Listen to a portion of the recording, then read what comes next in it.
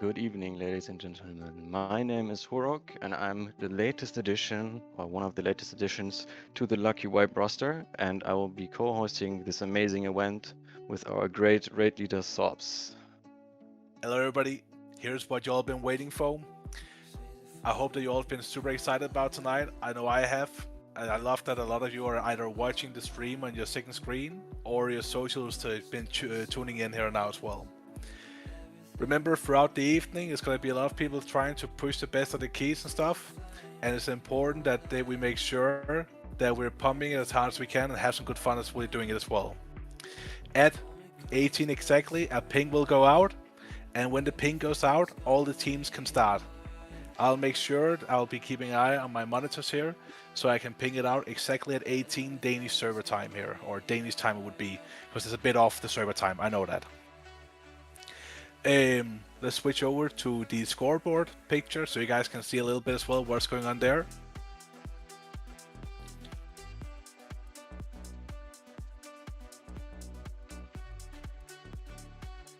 And then we'll be doing this here. There we go. Now you guys will be able to see the scoreboard here in a bit. So, the scoreboard here will be remaining active. You guys can keep a follow here on your teams. If you have to go away from the stream for some weird reason, you can watch here and then try and go over it. See who is like in the lead, and also maybe you want to have this on your second screen as well.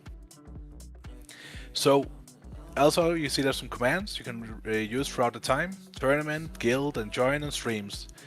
Later there will also be some giveaways, and they'll be notified by the bot as well, so you guys can join in for those giveaways there. We're gonna be a giveaway of 2 times 150k gold, and then it's gonna be a giveaway of 1 mount of Queen Anne's rig, 1 mount of Galleywigs, and then 1 mount from Dementias.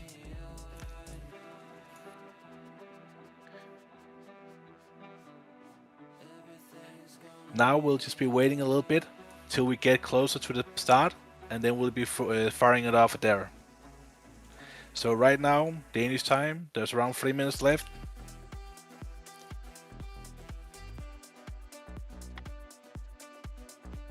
Alright, Huruk, mate, are you excited? Yeah, I'm very excited. Sitting here with Very me, excited. being Yeah, judged and silent. of course. Well, maybe even judging loudly. We'll see.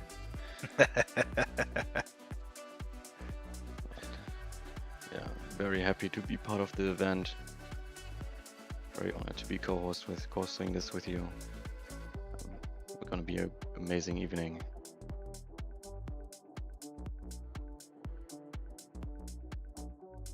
I can see there's a little bit of issues with math team down there. Hopefully everything is gonna be fine, we'll see. If somebody has a teammate not being there exactly on time, shit happens, we'll continue still. People just lose out a bit of time there. They can blame their teammate if stuff like that happens. This year has been truly excited about, like for 2 months, and getting to sit here and do this is going to be absolutely fun. This year's end of the season, and we have so many people still invested and interested in the community, and that's all that matters. For sure, for sure. I'm also interested to see how people perform in pre-patch, because that's completely different to like this real season, right? So I was gonna see maybe there are gonna be some upsets, some It is unexpected. It is so different, yeah. With all the new changes to the add-ons and the classes and such, I mean, it's gonna be a fucking blast to see what's gonna happen.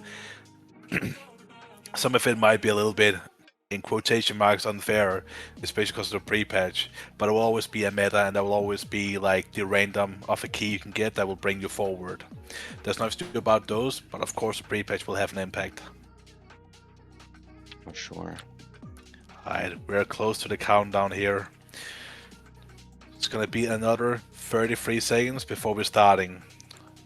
Half a minute remaining. Get your Oh, while foods you're ready. sitting ready for key, food, consumables, yeah, sorry, Horuk. Yeah, get your foods ready, get your bus going, so you don't lose any seconds. Alright, we're getting very close now. 10 seconds left. 9, 8, 7, 6, 5, 4, 3, 2, 1. Go, go, go, go, go. Plenty of pings. Let's start them keys, guys. And then can you switch over to the first team we're going to be watching that day?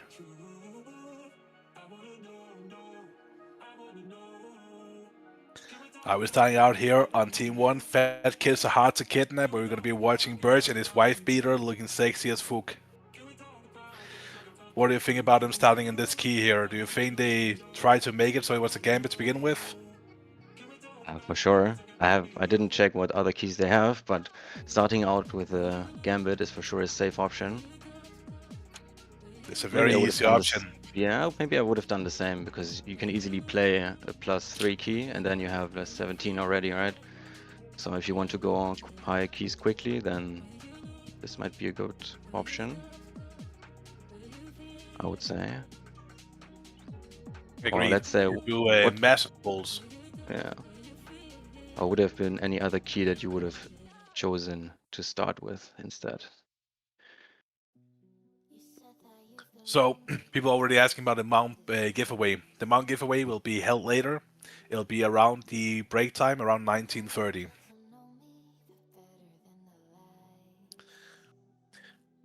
Well, it looks like they're making good time here. They're quickly towards finishing up the first room of mobs here. They could probably pull a bit more, but it seems that they're going a bit careful with the interrupts. The interrupts are still what's going to kill you here in the pre-patch. Some people are doing 23, 24, 25 keys, no problem, but you need to make sure those interrupts go through. Missing an interrupt when you get to the higher keys is still fatal. Yeah, for sure, that will for sure kill you very quickly. But also seeing here the Unholy Decay doing quite some damage, even after all the nerfs. Seems like M Plus is not as affected as Raid Decay. I must admit though, I didn't imagine the Havoc to pop off like this either. Like Dill is doing a great job maneuvering that Havoc right there, doing plenty of DPS. And if you look at the small screen as well, you can actually see Team 3 is doing the exact same strategy of going to Gambit, but they're a little bit behind Team 1 actually. Yeah, they're like 10, maybe 15 seconds behind. Yeah, they're like at least one mob pack away. You can see like they're waiting over the gate as well for the last mobs. But Team 1 is also doing a huge pull. They're pulling everything towards the boss, it looks like. This is one of the, again, more scary pulls because you need to make sure those interrupts are happening as you go. Maybe in a 14 key, you'll get away with it. Yeah, because they also use Bloodlust for their first pull, so they don't have it available here. So they have to be very careful. Remember, for those just tuning in right now, this is the tournament that Lucky Wipe is hosting. We love to host these community tournaments, and this time is a big one we're hosting. We haven't done it with streams and all these things before. A huge shout out to one of our members, Dede, who have been putting all of these amazing things together. You have a scoreboard and you have the stream here. It looks ridiculously good for a community tournament here that's just hosted in a couple of months only. But this here is like one of our biggest, it is our biggest tournament ever. Keeping up with participants, it looks, maybe it is, can't remember how many we were the other times, but right now it's just looking amazing. And watching these these teams here going neck to neck on these 14 keys here is very, very nice. The other ones are doing in Team 2 are doing the Arakara, and they're about to finish up the last pack before the boss. So all the keys we are watching right now looks to be getting to the first boss around the same time, actually. Yeah, more or less. But it seems like that Team 3 played a more safe route. It looked like they played the two Monarch packs separately. They didn't play them with the... Yeah, So they didn't bring it to the boss. pull.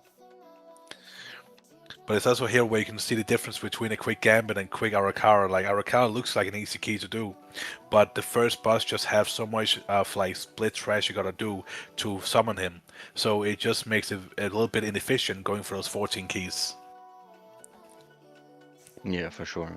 And also I feel like there's a lot more mobs that are dangerous to you, right? There's a lot of kicks you have to do, especially in the later part of the dungeon. And if you fail those, or like interrupts in general, it can quickly go south.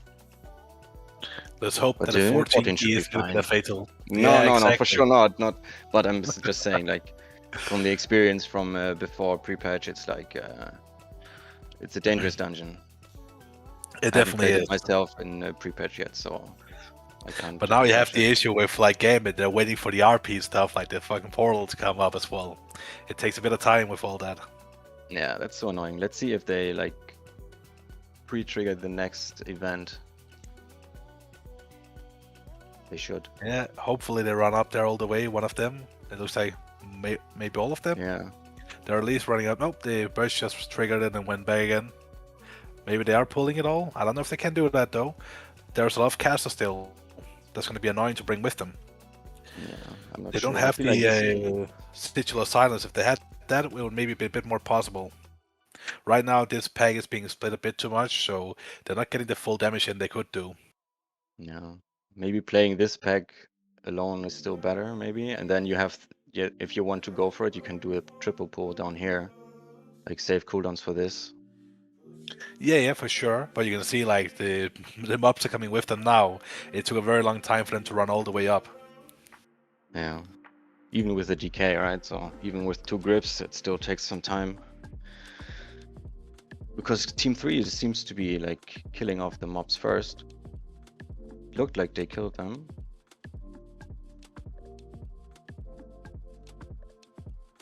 But they're still a bit behind. Yeah, And I think they GP2 did kill just, them. But they're chaining some of the poles together as well. Like they're chaining a lot of them together. yeah, So for they're sure. actually making up in time. Oh, they're chaining it into the boss as well. Okay. Team 1 is going big here. This here is I great think I if the like it. interrupts are nice and the are they playing the discipline healer? It looks like they're playing the discipline healer, right? I think so, Yeah, yeah. they are. Yeah, for sure. Yeah, Yeah. those absorb shields right now are massive. They can save you for so many things in the early keys.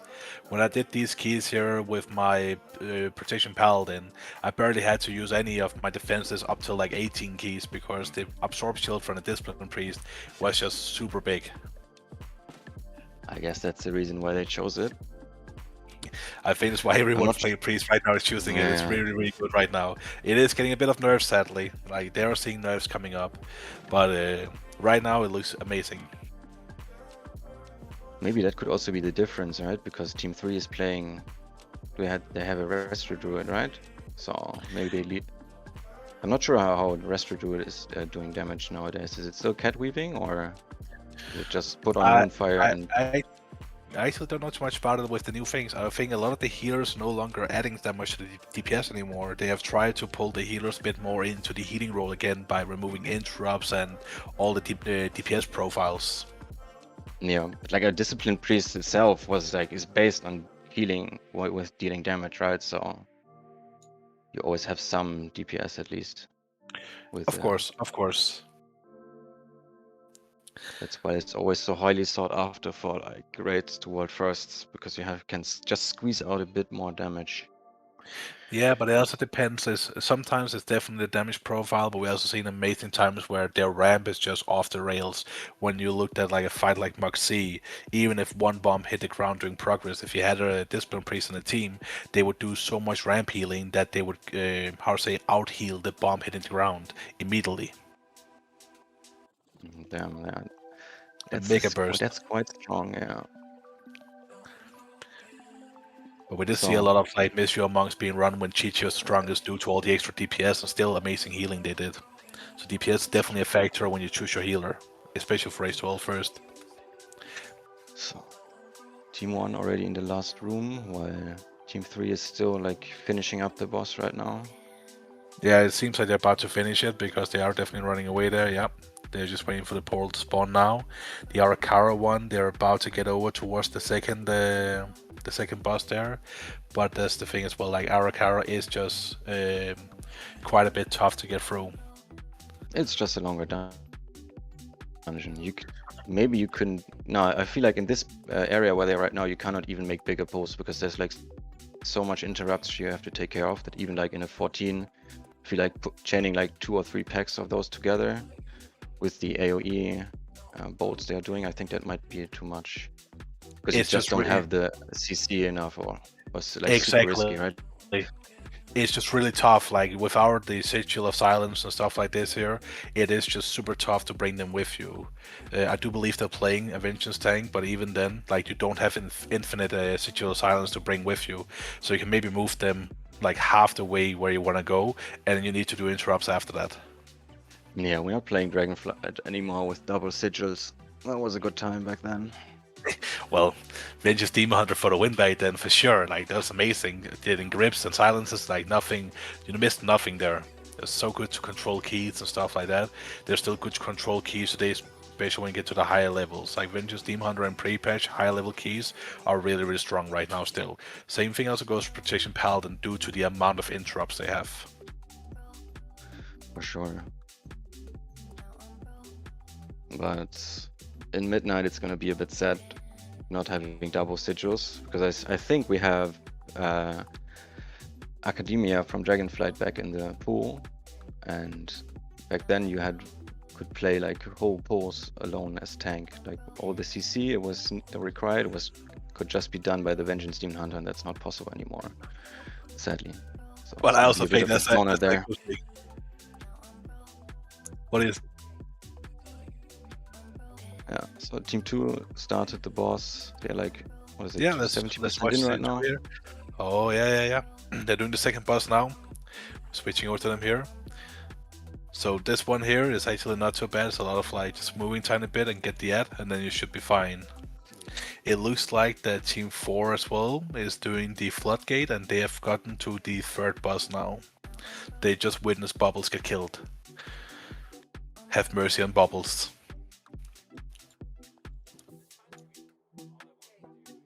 See, the Team 2 handling the void zones quite well during the intermission, just dropping them at the edge so they get out right away, so they don't block the area. And otherwise, this boss is quite easy. He's just like very beefy. He has a lot of HP.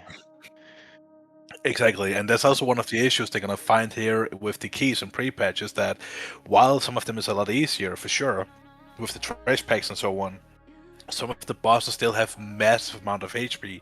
So when you get to the higher keys and it takes maybe 5 minutes to kill a boss, if you just wipe it once, make one mistake and you wipe it out there, you will definitely find yourself in the issue of probably breaking the key. We had that happening. We're doing like I believe it was a 17 or an 18 priority, and we were doing the first boss, and the first boss is very, very tanky in there. And when we got towards the end, we were like 98% done, 2% left of HP. The boss does a jumping thing where it starts railing on one of your players until you do enough DPS to get it off again. But it landed on Easy, who was playing Rogue there for us, and then he vanished, and it instantly just slaughtered everybody because the vanish made the mechanic screw up. So it just slaughtered everybody, and we had to go again and we break the key. Like that time we're missing there would have been the difference between us completing it or like breaking it. So. And because Priory doesn't have a good checkpoint to begin with, you go all the way back to the entrance. It's actually quite a long run back just to do the first boss again and then do another 5 minutes. One wipe is going to cost you, if you wipe very late, it's going to cost you around 12 minutes just there alone for one boss. So the For sure. bosses is what you should be more careful about here in the pre-patch. Yeah. It's also interesting that they didn't opt to use Bloodlust on that boss. They're saving it for last one. That is actually So interesting as well, yeah. Maybe they want to do a big pull together or something and then do a big lust. Like right now, it looks like they're pulling some things from the other side, the flyers as well, running down the stairs here. And I don't know if they're going to continue or if they're going to kill this here. Maybe it's where we're going to see the big bloodlust come out of them. no, I don't think so. This looks like a pretty small pull. Yeah, you might be right actually. Oh. They're flapping over quite quickly.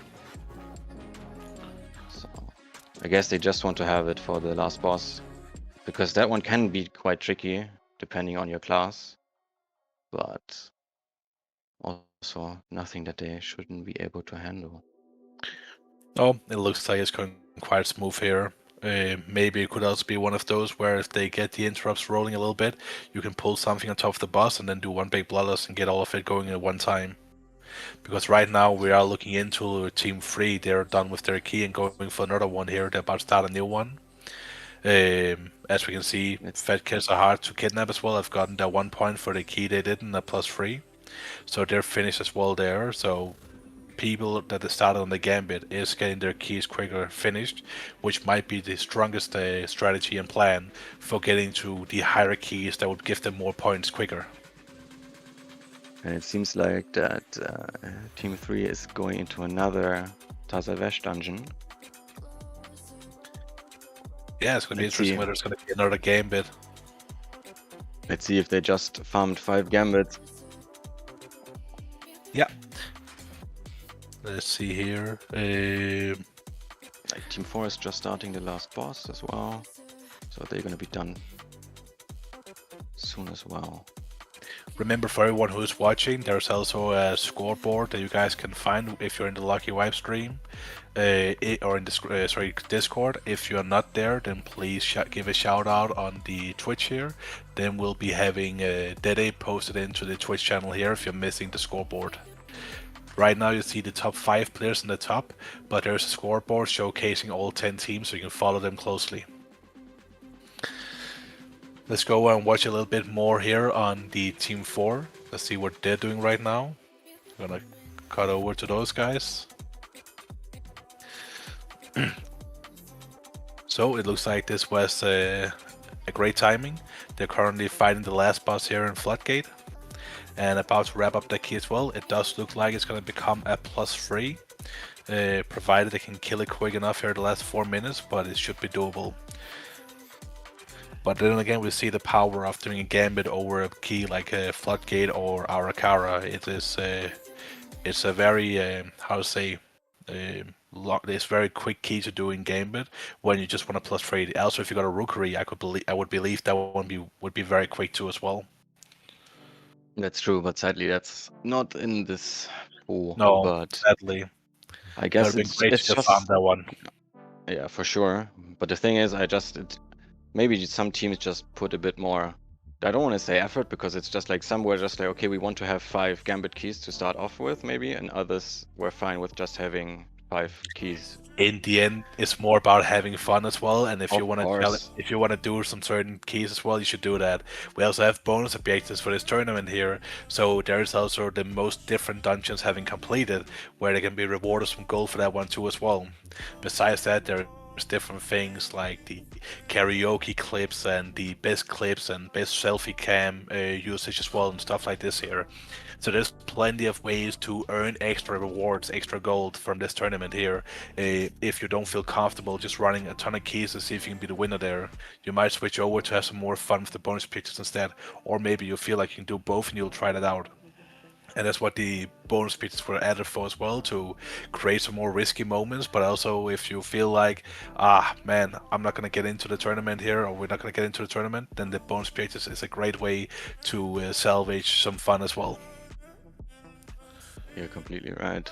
So it also seems like that the first 5 teams finished their dungeons from the scoreboard. Like if you check on the website, you can see that the first 5 are done, and then we are still waiting on 5 more teams. And as people see as well, like it's a Bracket C and D that have done them so far, and they're only getting 1 point for that. And the reason why is because we said that if you time free your key in the early ones, you get a point for that. But if you +2 it or +1 it, you don't get any score. We do believe that we have made a bracket system where we try and take people who are really pushing it hard, who have been big keyers before as well, who love pushing keys. They are being put in a bracket where other people who haven't done as many keys can compete with them. We're not making a big like who's the best pusher and who's the strongest players in the teams. We have made a tournament where it's as equal as possible for everybody within a margin. It's always going to be impossible to make it fully fair, but as I spoke here, there's a 6 team that just finished up as well. So we have 6 teams being through their first keys right now.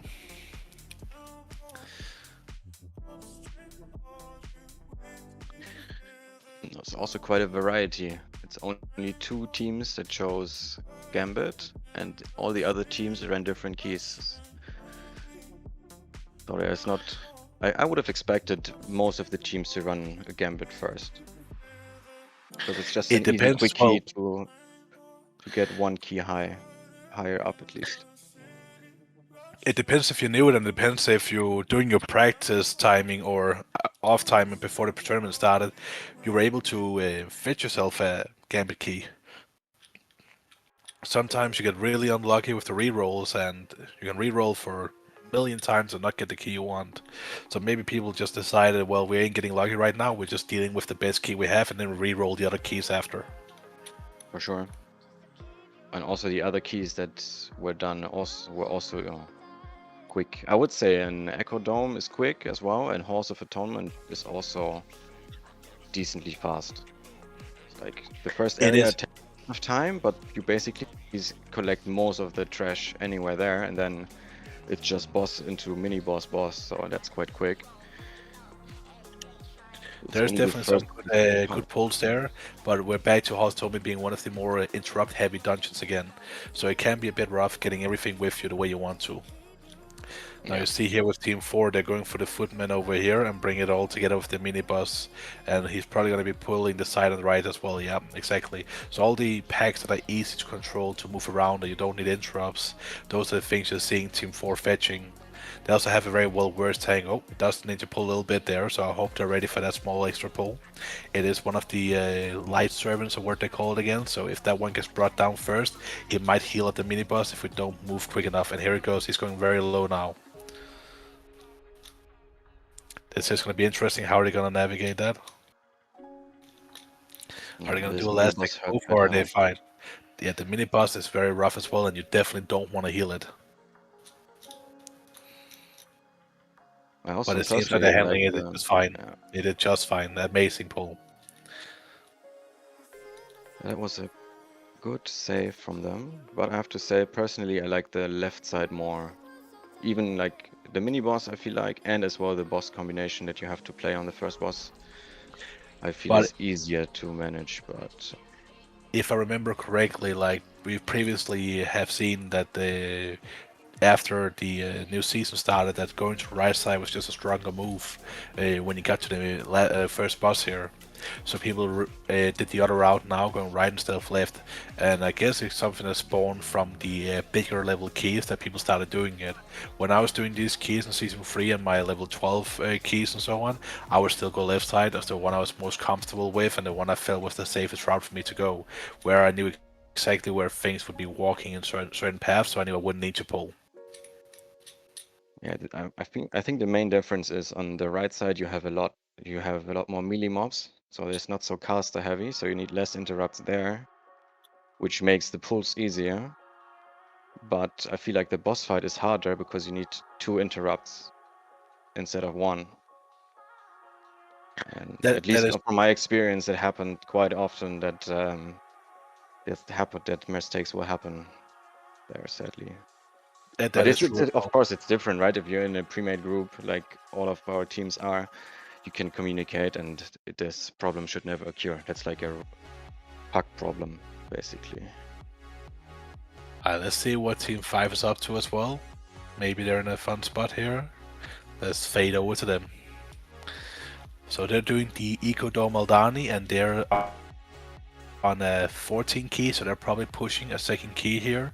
They have already done one according to the leaderboards here.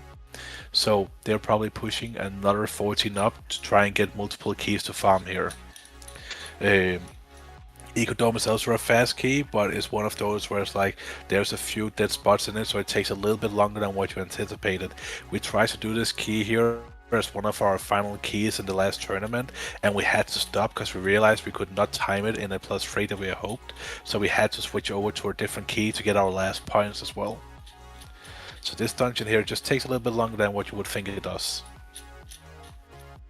Yeah, but collecting all the mobs up, that's nice. And then let's see, but they pull more if they keep this and then go for a big pull before the boss.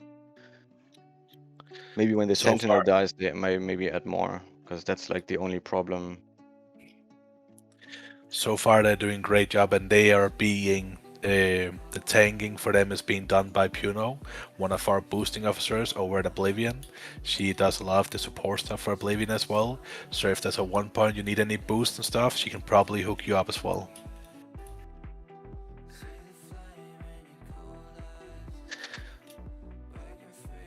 But so far it looks like they have a steady pace. It looks like it's gonna go well. Whether the +3 is going to be made, that's going to be seen still.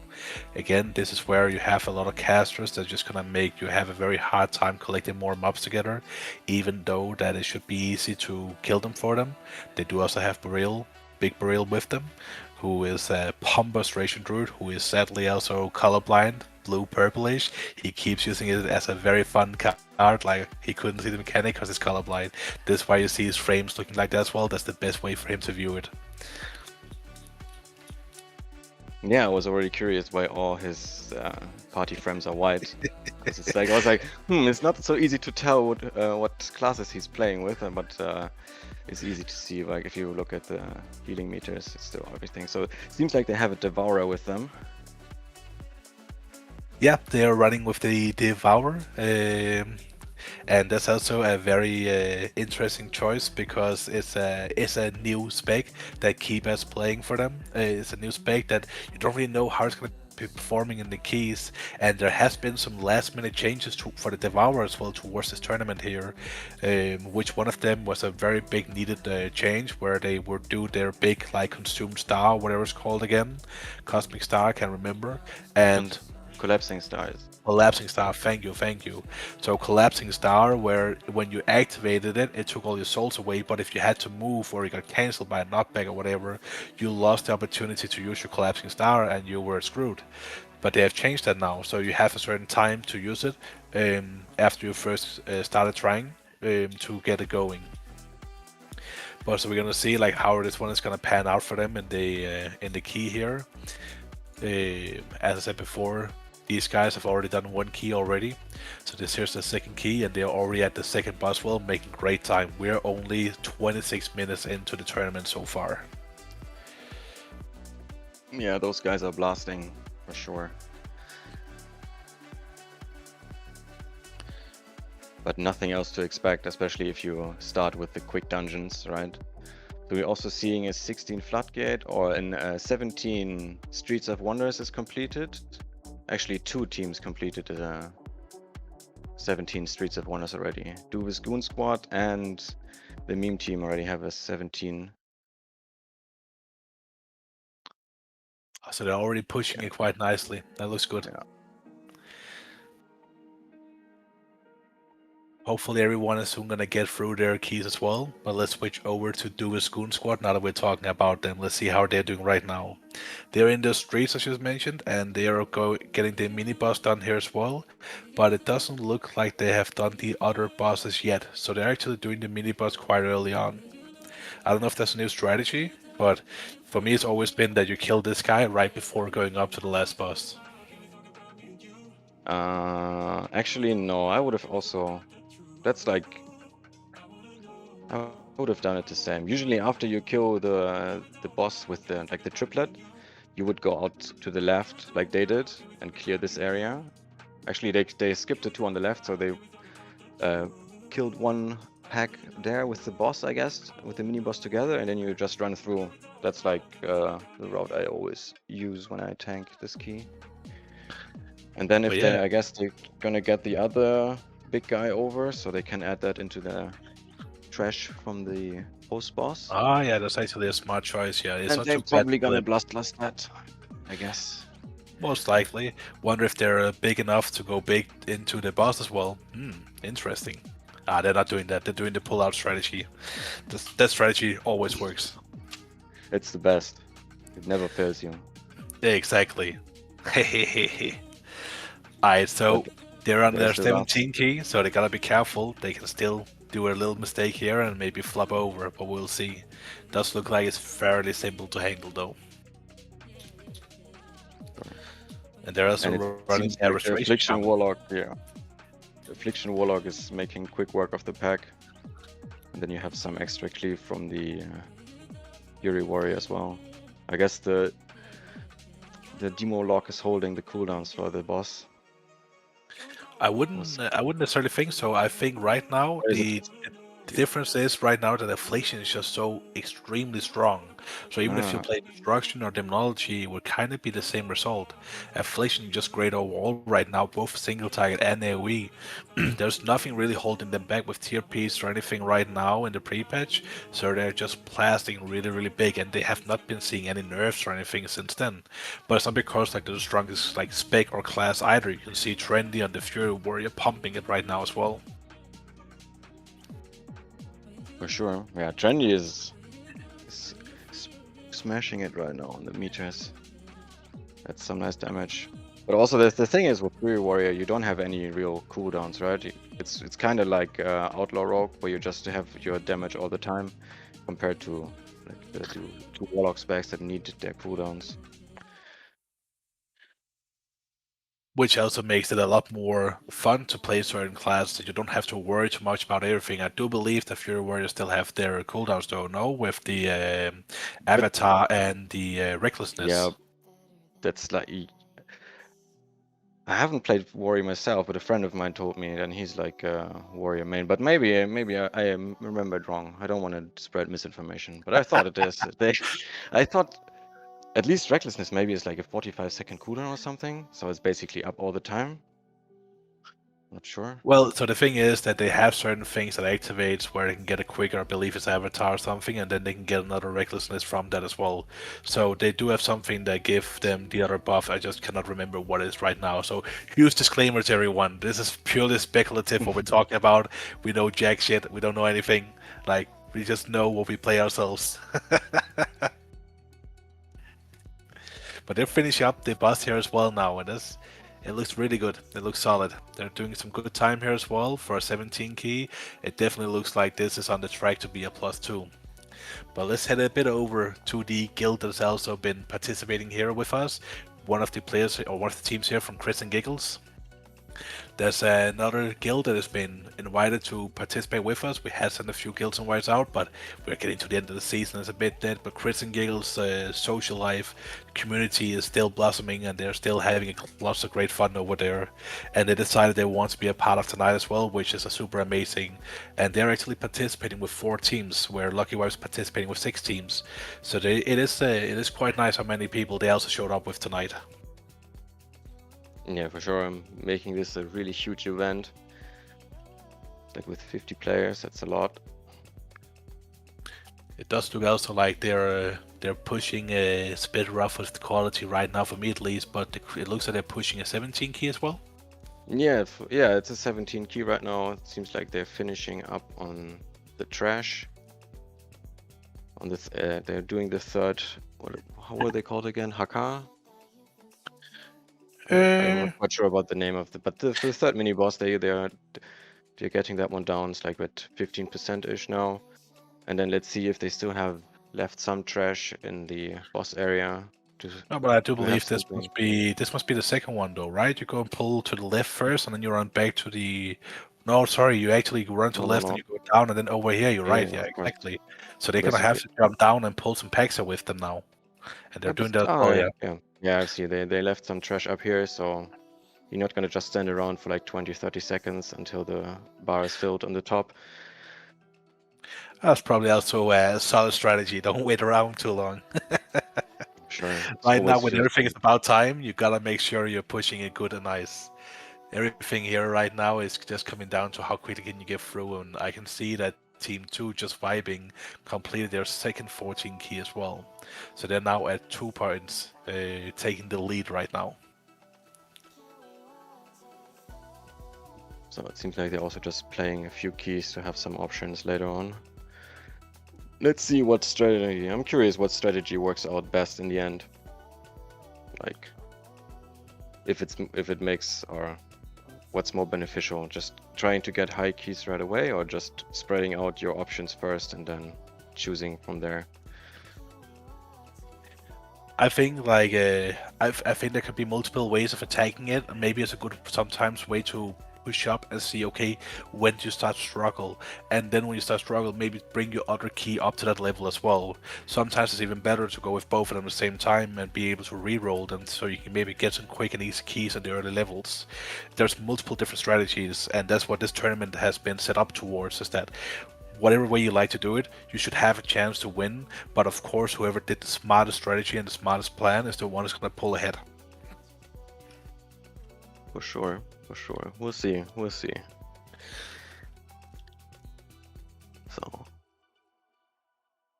but time-wise, Team 7 or the Goon platoon looks good. Because so I guess they was use Bloodlust for the next pull after the boss, going for a big clear in the I, next I part of feel the like dungeon. this dungeon here doesn't really require you to use blood on bosses, maybe except for the last one. Depending on the level of key, for sure. I have not done this one in a high enough key to know anything about it, but it's always been nice to just be able to wipe out the trash immediately, so you don't have to worry about that, and maybe even For pull sure. some things on top of each other. And as we can see now as well, Power Rangers SCD up in the top 5 there just got their second 14 done as well. So now we have 2 teams at 2 points at the moment. Oh, and as I said that, we just got another update for Alt F4 and Bus Bowl during this as well. So now we have 3 people on the scoreboard here at the top, and they are both, like all 3 teams sitting with 2 keys they can rotate between. Now let's see if they opt to push one of those keys or if they go for another one. We'll Our see. strategy at my team's always been get 3 keys going and then roll with the flow there, and then get to the level where you feel comfortable farming +2s. We won once where we had to do a little bit of pushing, and then we came in on the second place with my first team in our first tournament where we did the farming strategy of like we knew we could do the 12s in a +2, so we just kept doing the 12s. We ended up doing so many keys, and it was super fun, amazing evening. We were so close to winning, but the pushing took it all the way to the goal there, and they did us do amazing pushing. It was really well planned strategy and pushing. They break the key, but they went back and got a very strong comeback as well. I see. What's going on with Team 7 right now? It's like they seem to waiting on something. Yeah, they're waiting a bit around, it looks like. So I can see that we are been not permitted to use Team 8 right now, so let's switch over to Team 9 and see. Oh, that's not Team 9. Team 9 and see how they're doing. Oh, So Team 9 is doing their Arakara 17 key, and it does look like it's a very close +2 here that they wouldn't be able to get. It is also a tough key again, as we talked about before, just purely time-wise. There's a little bit of latency with the stream here, but hopefully that fixes itself in a bit. also a very interesting UI our Demon Hunter is playing here right now. It seems like he's playing on a controller. Yeah, At and least from the first that's glance. actually a funny thing, and why I wanted to watch this here as well. Even though it's a bit laggy, we're gonna switch away soon. But I wanted to showcase that the controller is actually doable here. It is looking great. Let's hope that what they just did there fixes up a little bit here. But it looks great actually. It looks very fun that he can do that. So sitting there in his little control playing the game, and he's doing his best at DPSing here, and it's actually not doing that bad in DPS at all. He's actually pumping it still. I know that we have seen the simplification of the classes and how many buttons you need to press, and I'm not sure exactly if his defensive and healing potion hellstones usage would be the best, but at least right now it looks like it's working for the DPS thing here. So if you're sitting there and you are on vacation and you bought yourself the Steam Deck or whatever, and you feel like doing a key just to keep up with the pack, then you can easily log on and then do a little key there as well. It looks very fun. Sure, especially if you have the option to like combination use keys, then you have a lot of keybinds actually on a controller as well. I'm just not sure Exactly. if that's possible or not, but I got no clue, but I can see some of his things when he's going to certain forms. So when it is switching around like you would expect it to do on keyboard too, maybe there's a way to make certain things switch around. Let's say if you put healing potion and hellstone on one of them, when you use, let's say, healing potion, the nations would then be hellstone with a macro and stuff like this here. yeah, probably. So right now, it looks like they're finishing up the key, but they're missing 1%. They're missing 1% to also finish up. Whether it's 0.3% or it's 1% or how much it is, we don't know for sure. But let's see if they can actually bring it home on a +2. They have quite far to go with the boss HP here as well. So it could be one of those moments here where you would have liked to maybe see how many patrols you could put together and then put it on top of the boss and DPS it all down together. They do have some very nice classes for some good cleave over time, so they would probably have been benefiting from putting more patrols onto this boss here. But it seems like they use Bloodlust for the second boss, so they have a different strategy than the team we watched before. But where also, they we're kept looking at a it. 17 key here now when the boss HP is a lot more than what we see in the 14. If I That's remember true, yeah. correctly, we are seeing an increasement of stamina of like 20% right now. So you do see quite a lot of like stamina increasement from the 14 up to the 17, which will probably make them one third to maybe even half as long than the other one on top of it. For sure. And I also noticed that everybody is running out of the black void circle. But actually, if you wait long enough, like if it's like at 1 second or something, you get pulled in and knocked up. And if you dash out then you don't get gripped in anymore. So it basically saves you some time on getting yourself free from the blobs. That is true as well. There is definitely like some tech you can use here to make the handling of the boss smarter as well. Um, It's just some minor tweaks for like a bit better uptime that is possible. But I also it took quite a while until somebody actually told me just wait until this happens and then you're free to go, because I usually play DK and I don't give a fuck. I can just literally use my death and advance and stand next to the boss. But playing a demon hunter myself, it's like quite nice to know. Well, absolutely, and I think it's always with the Demon Hunters also we see a lot of this kind of take as well, like use your Fell Rush last second or use a will time Nether Walk and stuff like this here. It always seems like it's been a very, very fun way to min-max and optimize your gameplay when you play Demon Hunter. There's of course other classes like the Death Knight as well, when should you AMS or when should you be popping your death events and stuff like this here. So there's great opportunities to really min-max out of it with certain classes.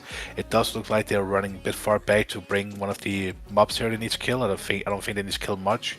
They should probably just stay in place with it where it is right now, and then let's see if That they're should gonna get that +2 out of it or what's gonna happen here. That seems fine. But we also got information from production that the team started a 19 key, so maybe we can have a look at that. And it will do just now as well. They got it into a +2 here. We'll be hopping over to team 3 as well to see how they're faring in the 19 Arakara. So it's not Arakara key here, but it's a 19 that they have decided to go up towards and pushing it here. So it looks like they're probably leaning a bit more towards the pushing strategy as well. It seems like it. So second mini boss they just finished off, going to for the third one, the poison one, which needs like some interrupts, but nothing they cannot handle. And then This team here is into the first also boss. a very well put together team, I would say. Like, it got very lucky with the draw here. We have Lulu who's sitting in the tank right now. Social Lulu, we call her in the guild. She has been not doing many keys before season 2, where she got a bit of help in Lucky Wipe to go through some keys and get to her 3k.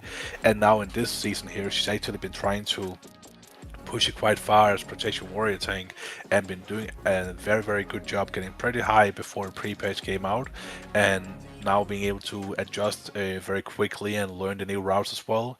But also accompanied by Alisarian, or Gabby as we call her. She's a 2021 plus pusher healer. Like, she knows her way around the keys, how the damage profiles look like, and what the route should be. So there's a lot of help towards each other there as well with guiding there. Gramok, one of our old raiders who stepped down, who's been pushing keys as well, been doing amazing in keys before the pre-patch happened. Then we have Robs on the social as well, he's been here for as long as I can remember, and every season he helps out the main raid team, joining in for these split runs we're doing, handing over the loot to the main raiders so we can have a better season start. And he's been switching over to Demon Hunter as well after playing lots of different classes, also been healing a lot, but switching over to the Demon Hunter and actually started really performing on that Demon Hunter too, doing a great job. And then they have Ash, who is today more regarded as social, but used to be a raider and an officer in the team too, who's been picking up the mage and really enjoyed the new Frost Mage changes, even though a lot of people don't like the Frost Mage for simplification, and now it's just got even more simple, but he really enjoys playing it. So this team here is very well put together with like raiders, old raiders, and social players and so on. And you can really see that they're working together as a team, trying to do the best they can. Pushing this 19 here is definitely a big move. For sure. And it's also the first time for me seeing Cross Mage gameplay. I and I'm a bit surprised that Frostbolt is gone, and you just have, was it Frost Firebolt? It's now the only thing you, Yeah, but yeah, Frost and Firebolt. you have that where exactly, and then it switches over to is it Glacial Strike or whatever when you need to pop that instead. So you press basically one key that switches for you when you need to use the other thing instead of having two keys for that and having a proc for it. Now it just does it for you, which have simplified the Frost Mage even more than what it was before, but it does allow you to be more aware of your surroundings and get a good view of what's going to happen blinking around. I always said a mage, no matter how good they think they are, if they cannot move and do mechanics at the same time and still keep a high DPS, then they're not good enough mages. It is very tough to play mages and it takes a long time to master the mobility of blinking around, alter timing back, stuff like this here, but it's so important when you're raiding in mythic levels that you can do these things here. It just shows it just shows a big difference between a great mage and a good mage. And that's what we love to see.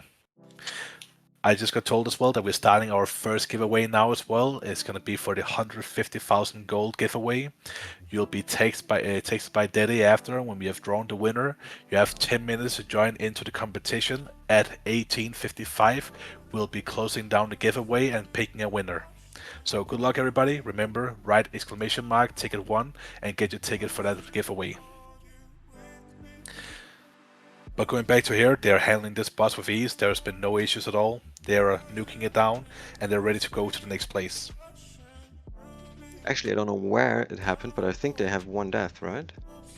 They have one death, and we didn't get to see it. We were a bit too late. I think it happened in the beginning. It's probably one of those famous ones where the healing bag took some aggro, or did it just happen now maybe? Because I can see Gabby is a little bit behind. So maybe we just missed it by looking into the giveaway here.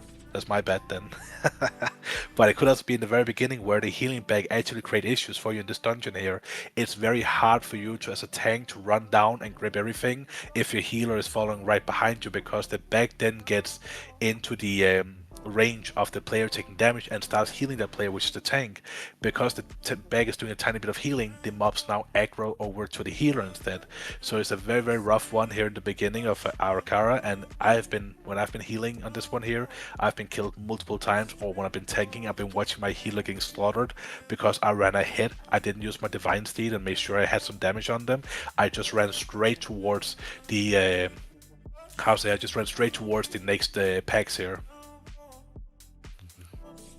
Oh, sure, but at least I'm not sure with how it works with Paladin, but as a Demon Hunter, you just use your aura, and then you can run through like 3 packs, and then you jump into one, and then you do all your other movement abilities, and you basically kinda at the first mini boss. At least that's how I do it. Sometimes I also misplay it, right? Because it's at least for the 3rd pack, it's very tight. You basically just reach it when your aura will expire, and then maybe you just miss a tick and you don't get it. And then I've had it often enough that someone is over aggroing, like either healer because he thinks you're dying, or it's just some DPS, at least in random keys that start damaging because they think let's do some damage from the beginning, and because they can't or don't want to wait. But it seems like here they're handling the pulls very well, getting in the big scarab. I guess they will also focus it because it gives like, what is it, 50% damage reduction, I think, as an aura to all surrounding mobs. So you for sure want to kill that one quickly. It does also seem like we have a bit of technical issues here, that we do have a few teams that have not been able to set up their walker flocks correctly, so their scores not being counted the way it should, and that could actually be a quite of a turnaround towards the end when we count them up. We're gonna have to tally those manually as a mistake happening. It's sad that it happened. It's probably a log that hasn't been put to public maybe. We'll see if there's anything we can do for them in the break and see if we can get that scoreboard updated. Remember, once again, the Lucky Wipe here is sponsoring a new this tournament here, and right now there's a giveaway going. If you want to participate for 150k gold here, then write exclamation mark ticket 1, and then be part of the chance of getting 150k gold handed out to you. Later we'll also be going through some mounts with the giveaway for Gallery's Mount, Queen Anne's Rig, and also Dementia's. Let's head over to Team 6 as well because they should apparently be doing a similar 19 key as well, and they're also here on the Arakara dungeon. It does seem like people have been getting very lucky getting that one, or unlucky, should I say. Depends on the view, right? Like I don't mind the dungeon personally. It's like, of course, if you want to go fast, it's not one of those dungeons you want to get, obviously. But in But terms of just playing it, it's fine. Maybe you don't want to have it as a high key, then you're for sure I would prefer different keys. But maybe as a 19 is still doable before you start. Maybe at like 20 plus it starts being like a bit annoying, and you would for sure prefer something else, or maybe even reroll the key if you have I another option. I But think one of the big issues you're seeing here, though, is when you are pushing a 19 key like that, as bracket D, for example, you kind of want it to be +2 to get up to where your points start mattering when you're completing a key, because it does take time. That's the handicap we've been trying to do with these brackets here, and it might have been a bit overkill with bracket D what we've been doing, but we've been trying to make sure that you have to spend a little bit more time in the lower keys, not getting as many points for it, and then get to your keys where you're actually going to start getting points for it as well. mm, Maybe it's a bit unfair the way the system been put up for the bracket D here, and we'll have to review that after the tournament. But right now, it does look pretty nice. We do have Timed Eventually, who is a bracket C team, who is right now topping it, and with 5 points well. But they also been going for the push strategy here, so it's going to be interesting to see with Duva's Goon Squad how it's going to turn out being part of this highest bracket there is. for sure. Yeah. But it also looks like they're going for quite a pace, going chain pull into chain pull, so not wasting any time. Let's see. I guess they will also. Oh no, they don't aggro the patrol. That might have been a bit much because there's like 2 or 3 casters in it, and I think they're already dealing with like 1 or 2. So the sigil is not gonna help you that much or for that long in that case, It does look like as especially well with the that blood guard. it does look as well like Duva opted out for the Vengeance Team Hunter here as well. He normally plays the Precision Warrior here in our raid here for this season here. Duva plays basically the tank we need. And for this season here, and actually also season 2, we've been running the Protection Warrior, but it's been able to show off other tanks when we've really needed as well. Massive tanking, and it's very very nice to see these pulls here. Like Duva is not afraid. He is taking a little bit low. It is hurting a little bit, but he is being just Well, fine, recovering easily. Here comes the interrupts though. Oh, they're the missing it. problem is the 3D range casters were not like Oh, interrupted, so yep, they're yep. standing quite far away actually and free And casting. this here might be where they're gonna accidentally break it now, because they need to make sure to get the next interrupts going, otherwise they'll be dying again before they come back even, and they'll probably be within close enough range of being killed. And they're playing with 2 warlocks, so they gotta remember it can be very tough even with the new warlock interrupts to get those interrupts going. And yeah, now you see they start going down Yeah, it one seems by like a one, and full wipe. Yeah, Do is keeping it going, but they should probably just let them go down as well and reset it here. yeah, they So just that's did. a full wipe on a 19 key, and now it can go and get really really tough for them. So hopefully they're able to make a nice comeback. And this is where what we're talking about. When you're in this high bracket, you really need to be careful of how you pull things and how you handle your interrupts, especially without the weak hours now. Yeah, and it's very unfortunate that they couldn't kill the blood guard. That the guy still survived. So Yeah, exactly. So they're that's still having the very massive frustrating. mobs left they actually wanted to get rid of. Yeah, Um, all the all the packs are still alive. I guess you have to play this now and have to play the blood guard separately. You cannot. I don't think it's the good move to like you have so many caster mobs and a blood guard. But even I think this is going to be very rough for them as well. They don't have that many interrupts, especially with 2 casters having like a longer cooldown as well. Agreed, and that's the thing as well. I do believe Demonology, though, they are being happy about it, because they should be able to have 2 interrupts now, if I remember correctly. Warlock have their own plus the pet they have, but the pet first have to run over to the target in order to do the interrupt as well. So it is not as simple. But it Uh, seems like they got it. So we're just getting told as well that there is 1 minute left on the giveaway here. So be quick if you want to have a chance at 150k gold. Then you gotta write exclamation mark, take a one in the chat, and then you'll be participating in the chance of getting 150k gold. Later there will be more giveaways, so stay tuned. But let's try to switch over here to Team 1. Let's see how they're doing. We haven't been watching them for a while now. It looks like they're doing a 19 floodgate. That's also a key. Now they're doing the first pull down here, and they're also bringing a few bombs with them. I'm not sure if they meant to do that. It's some of the bombs that are hiding on the side there. So this could go and be a pretty rough pull they're finding themselves in right now. But if I know Birch, he'll come through for them. He looks calm as a rock. Yeah, he doesn't look phased at all.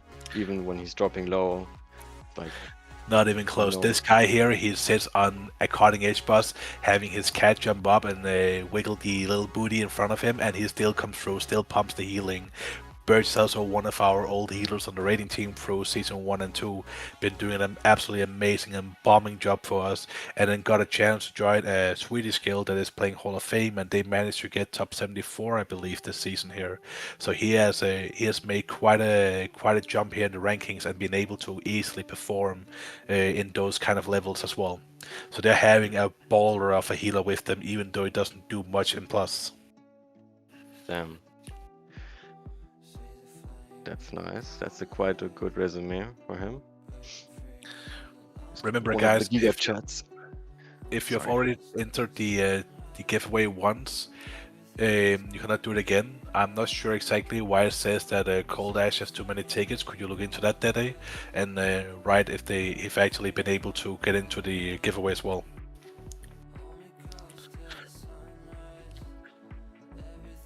The giveaway will be closed down now as well, guys. So in 5, 4, 3, 2, 1. It looks like exclamation mark ticket also has been good enough.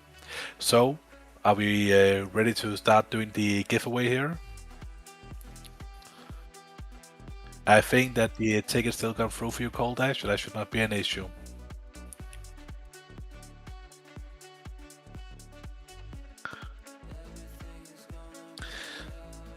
So, if you're one of the lucky winners of the giveaway when it's getting finished up here in a bit, Dede, our tech support here, has been helping us setting everything up here. He will be reaching out to you personally on Twitch to get your information so we can send you the gold after the tournament.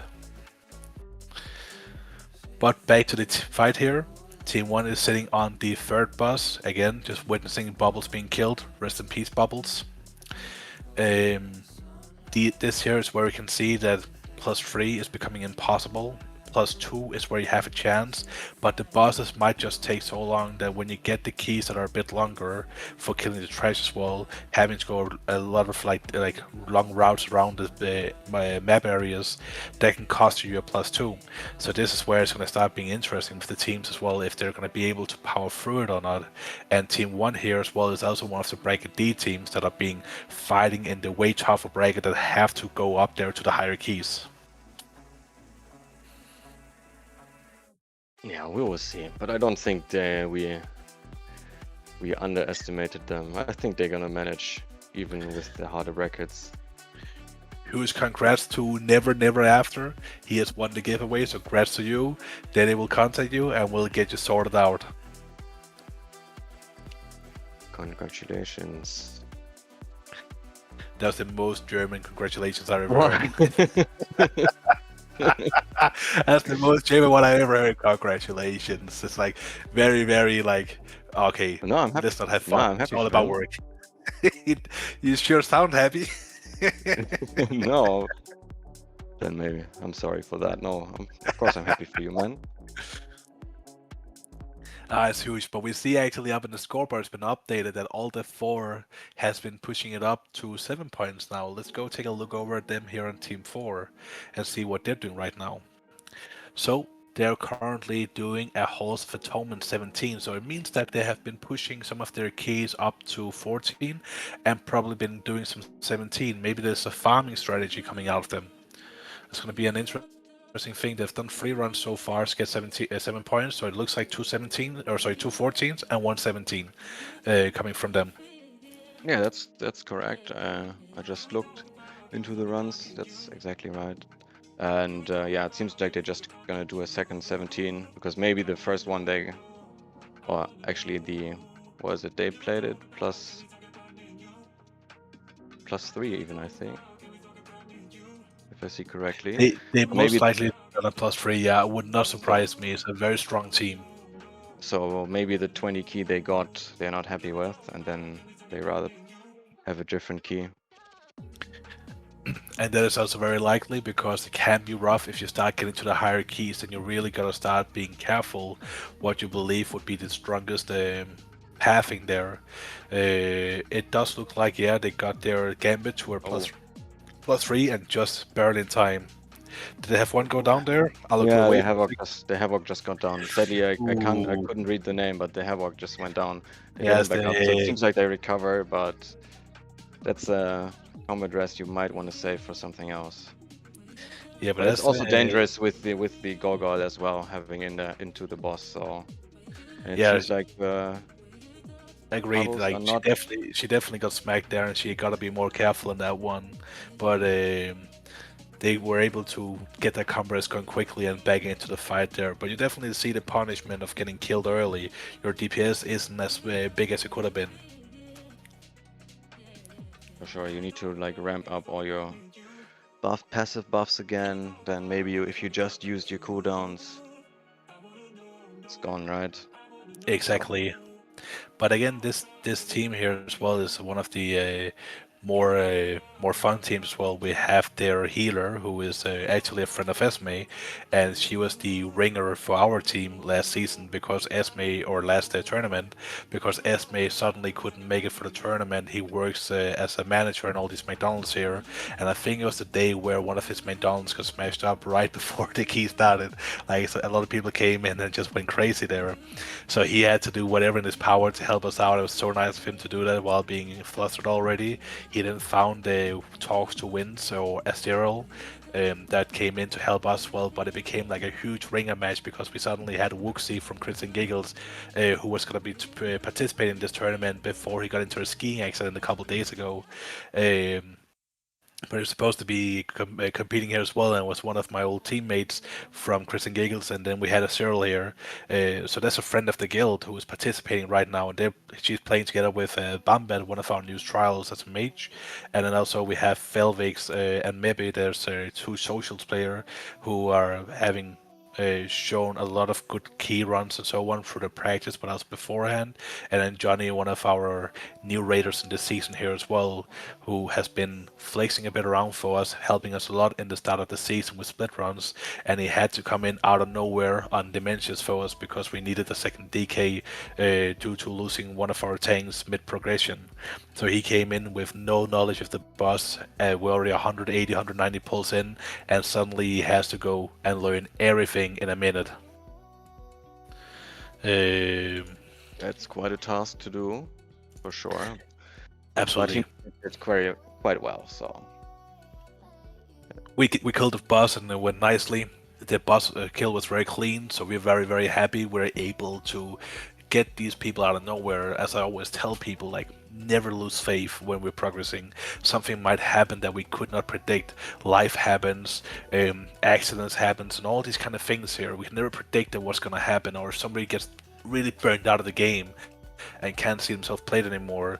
Um, or what I always tell people is that fear not, like when one door closes magically, another one always opens. But that magical door opens because the team is staying dedicated, they're staying pushing and progressive, they just want to get the next boss down. And it helps me to make sure that whatever challenge we're facing, we can get over it together. So never fear that, oh, we just had a death going there. That was a bit rough one. It looked like a little bit of bleed down, but also from maybe some missing interrupts. I'm not sure. I'm not quite sure. Maybe one didn't walk out of the AOE. They do. No, it didn't look like there was anyone I in thought the they AoE did. though. It looked like everything was fine there, but I could have been wrong. But they're doing some good time still. It looks like this could be a 17 key that's going to be a +2. For I have a sure. hard time believing the +3 because there's still 3 bosses ahead of them. And again, No. we talked about before, the boss HP right now is quite rough for these higher keys here. So it looks like they're on the track for a +2 here. Especially, I don't know if any. No, actually, Havoc has some anti-healing for the mini boss, so they're good. They're good Yeah, with that. they should be fine as well with that. Yeah, for sure, absolutely. But if you don't have it, it's for sure annoying, especially in higher keys, because then this this guy becomes tankier than any boss. So you might even want to use bloodlust there and not on the actual boss, depending on if you have anti-heal or not. Agreed. Let's head over to the team 5 here and see how they're performing right now. They're sitting here on a 19-hour car, already had a few deaths, so it's a bit hard for me to see how many, but they had a few deaths here, Three. but it should They be had three still fine. deaths. It should Yeah. still be manageable. Hopefully, they didn't reset too much with those 3 deaths here. Um, but I definitely need to get through this boss here because, as we talked about before, it's a very, very long dungeon, and the +3 is already pretty hard at this point. They've used a lot of time if they want to get a +3 in this dungeon. Yeah, especially they have. I just realized because of the UI from Brill, I didn't realize that one of the DPS is even dead on the boss. So that's like. Yeah, it's a tough one here. They gotta pull through. If they wipe now, that's way too much time. They gotta go through again. So they need to just continue it. Is how it sadly is with the pre-patch and how the HP stamina works in this year, especially when you're in a quotation mark tournament where you're gonna be faster. If you had been in a regular key, you might have braked it and gone again, try it out. But they're going to be really close for it, and they have to fight for it if they want a chance to still stick around in the tournament. Of course, we have seen a lot of comeback histories, but it can be very rough when you get to these high keys breaking one. It can really mean everything for you. It's the only reason we won the first or got second place in the first tournament as well, because one team break their high key, and we managed to get past them due to that. Towards the very end, they did it as well. We ended up going on and just watching the stream and see like, okay, please don't beat us, because we had like finished up before them, so they were still doing their key, and we are just sitting there like praying that they weren't gonna get the key done, so we could at least get second place. Yeah, well, I wouldn't count them out yet.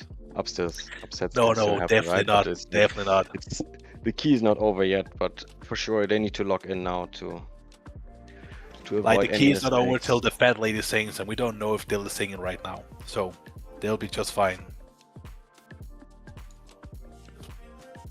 But they're also playing with a ringer, like in this case here, not really a ringer, but a last-minute replacement, because one of the players found out they couldn't make it anyways, so they had to get a one in. They haven't done much practice with, so they're still doing very fine and very good compared to like getting this replacement happening out of nowhere. Let's go back and watch a bit more of some crits and giggles and see how they're doing. So, Team 7, Goon Platoon, they're sitting here on is this a, what does the key say? Like the quality from this guy here is not that high. Actually, I can't read it. Wait, I believe it's an 18. I believe it might be an 18 that they're trying to do here. But again, it looks like they're also starting to push a few of the keys up a little bit here. I could be wrong. It's very hard to see this one.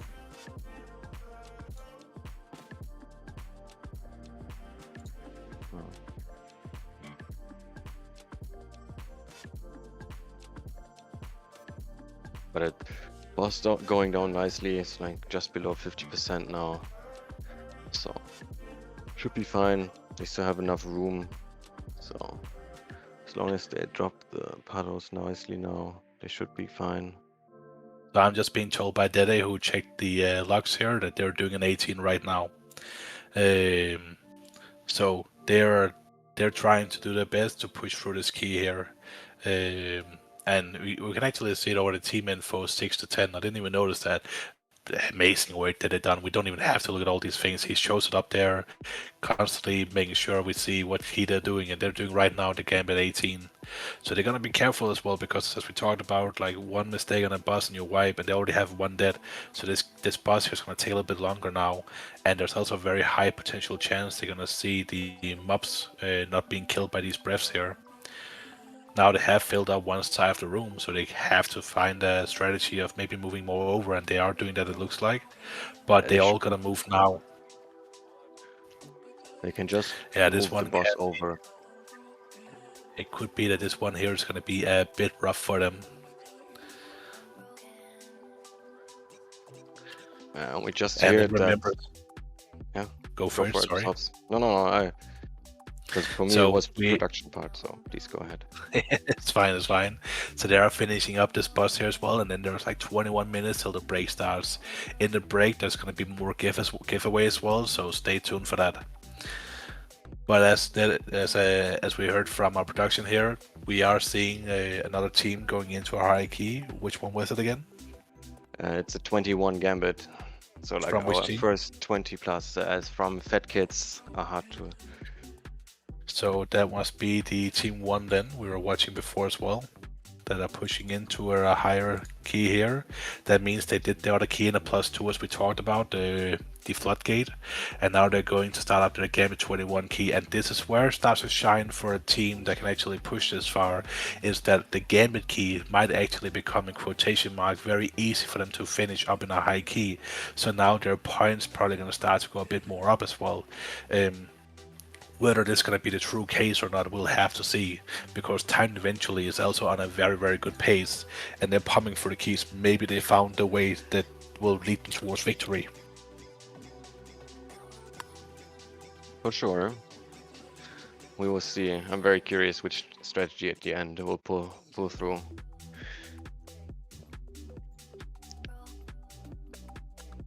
But you can see the mobs are living a lot longer in the 21 compared But to the first 14s we saw.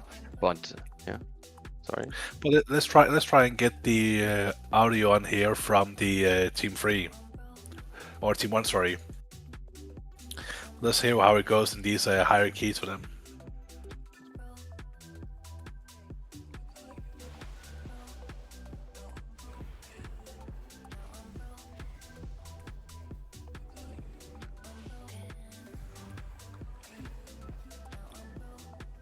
So the audio should be on here in a second.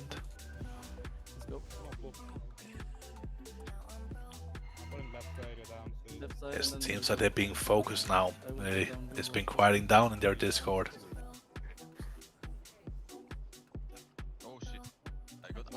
So let's see how they manage this pull. If they also go back to the boss as they did in the first run, or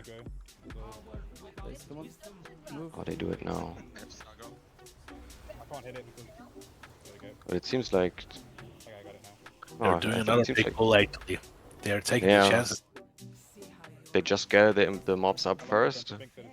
Yeah, for a second I thought they want to play it, but then they just wanted to gather them up so they're more stacked, and now it's easier to pull them into the boss at once. Or maybe they just kill them here because there's enough space to not trigger the boss. It could be. Play it them. Could be. Maybe at least kill like the Morlocks or something, so you have a little less. Because we shouldn't forget they don't have Bloodlust right now, so. Oh yes, well they're missing that. That's true. They're still getting pretty quickly here to the first boss to not have that.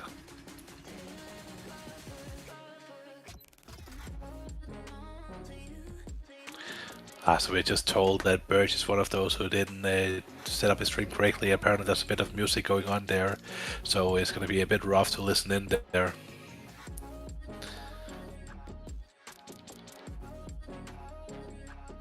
But then at least you get to listen to me and Haruk, so it's going to be perfect.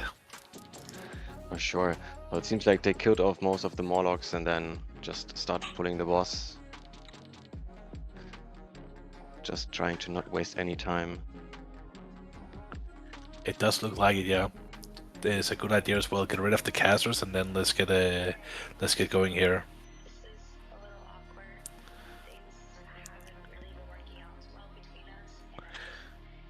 but it's what we talked about as well before. Like if you have the classes like they do as well, where cleaving becomes beneficial, you should definitely do your best to try to abuse it. While they might not get the most boss DPS in, while they have to handle all these intermissions here, they still get some good cleave in where they can start bringing down the patrol they brought with them, but also get a bit of boss damage, so to save themselves a bit of time.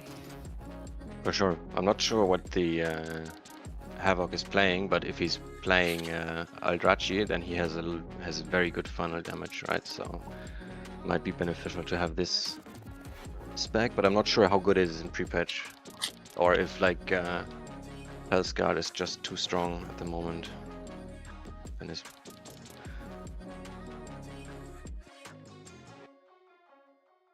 Yeah, so the pre-patch definitely changed up a lot of things with the Demon Hunters hero tag as well. So how exactly it works now, I'm not fully aware of, but it does compete very nicely with the Elemental and the Unholy DK they're running. I see.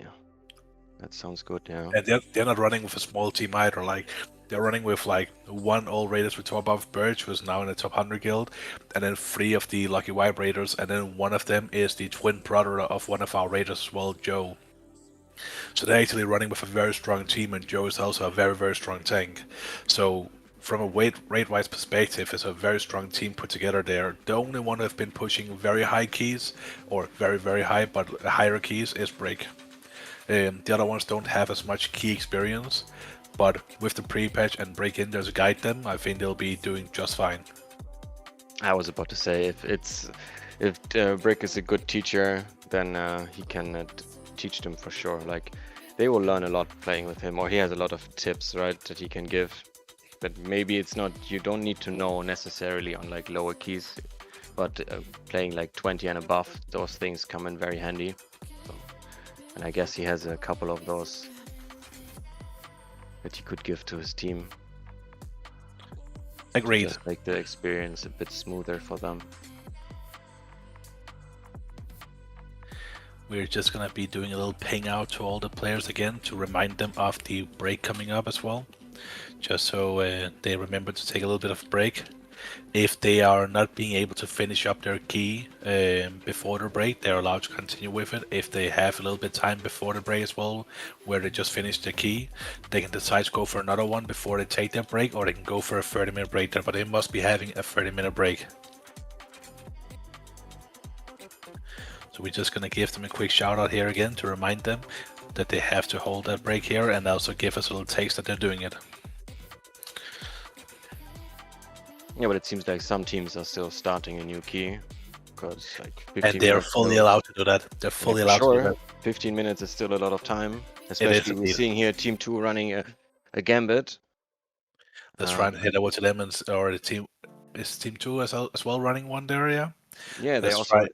Let's try and see what they're doing so far. They're doing 17 keys, or they're maybe still a little bit in the farming, just vibing here. So they are maybe falling a bit behind on some of the points, but if they're going for a more farmer strategy, they will be low to begin with, and suddenly they will just roll in with the points one after another key, like go, go, go, go, go. That's what is so cool with the farm strategy as well, is that it looks, you get a very slow start, and suddenly the key points just come rolling in, but then it comes down to, can you finish it quick enough to get that one last key in before the tournament ends, where they're not allowed to go for more keys. Remember, if they finish it up 5 minutes before the tournament is supposed to be ending, if they can make it in time over to the next dungeon before 21:30, they're allowed to go for last key. So the farming strategy is also having a huge upside potential, that they can maybe get a key extra in that other teams will not be able to if they ended up pushing, and that key takes longer, so they passes the 21:30 line. But maybe they're also just running a 17 right now, so because they know there's going to be a break soon, and then they just don't overlap too much, right? So it's easier, because the thing is, if you take a longer time to start your break, you have less time in the end. It's like kind of, if you would want to, it's, I would say, beneficial to start your break as soon as possible, when it's allowed, right? Instead of just waiting and just like squeezing in a key for a break that you still have to take. Yes, exactly. So the break is, as you said, they still have to take it. It's a 30-minute long break. They have to take 30 minutes, no more, no less, to keep the time fair throughout the entire tournament. But we might come back to from our break where there'll still be some teams that are currently on break still, or they are about to start up a key due to if they are finishing up a bit earlier, they can go on an earlier break if they would like to. But they do have to write it into the team info channel that we have in Discord, telling us when they're going on that break, so we also know okay they're coming back at the time they should. Once again, is to keep the competition here fair time wise, but also to make sure people don't burn out from doing this many keys. It can be very rough on you. The last tournaments has been 4 hours with a 30-minute break on top of that, so you do 4 hours of keys and you're about to melt away with your brain. The last half an hour you're just an autopilot. Maybe now with 3.5 hours in total, where like 3 hours is key time. That's a quick selfie in there. I didn't even notice that. It's quick selfie. That's amazing. So, but you might be able to, how to say, like with the 3 hours, you might be able to say is maybe too little of time for them to actually really get the different strategies going. It might be, but it's again something we are trying new things for every tournament and see what feels right. So the next tournament can hopefully be a lot better as well. And remember as well, guys, that we are going to go on a break here in 10 minutes. When we do go on a break, there will be a giveaway for the different mounts here, for the Queen Anne's mount, for the Gallywix mount, and for the Dimensions mount, where the Lucky White team will get together and will be boosting you through each of those bosses and then securing you that mount before the season is, or before the expansion is over. What do you think about that, Huruk? Would you love to get a mount as well? Of course, I would love Have, to. have you gotten your Gallywix and Queen Anne's mount yet? No, I don't. Sadly, when we were there the last 2 weeks, I was not lucky enough to win the roles. So I still need them. Well, that's what happens when you join Lucky White late. Remember that, guys. If you want a ball-ass team and you're a ball-ass player, you can go and write a !join and see what it takes to join the ranks of Lucky White, maybe getting your cutting-edge mount faster than anyone else. For sure. I have to say, with my Dimensions mount, that was quite quick though. So with that one, I was lucky. What can I say? We're quick at what we're doing. Hehe. Also in bit. No, wait, never mind, not that. Only you. That is so mean. How could you do this to me? I thought we were friends. This is where it shows you only been in the guild a couple of months already flaming your raid leader. It's a bad idea. Let's see. So they're doing fine on this one here. We see the same strategy of pulling the mobs on top as well. They're doing their 17 gambit, so it does look a bit more safe, and you can see the boss HP was brought down lower than what the plus 20 was able to do. It does take a lot of extra damage here on these levels here. Let's cut over a bit to some crits and giggles action here with the Team 9, the Bear, the Bow, and the Brewsters.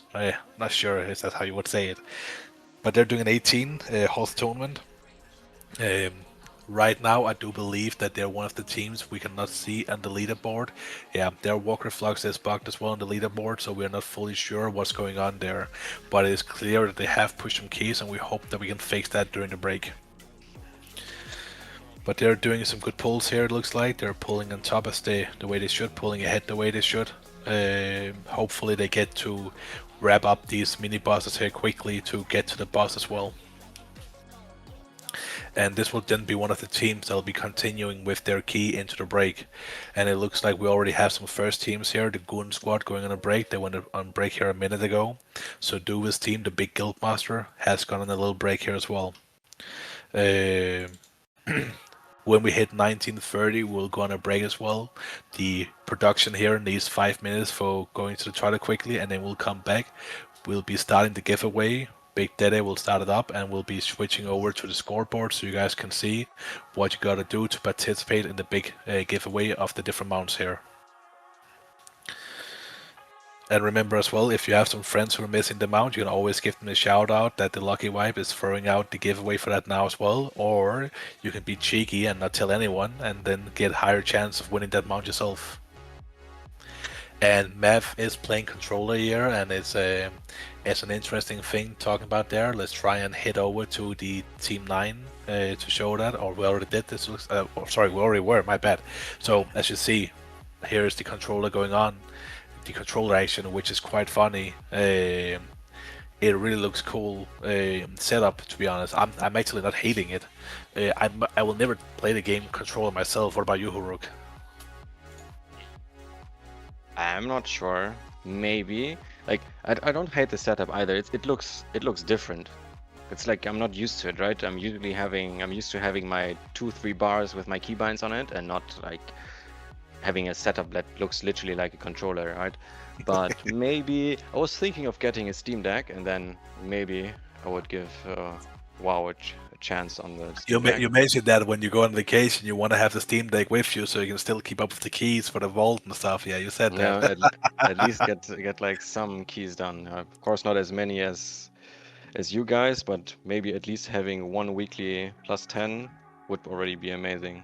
Just to Are have like we that one mythic piece are we per able to week. listen a bit in on the stream here that so we can maybe hear if he is sweating when he's doing the controller gameplay? Hearing the button mashing.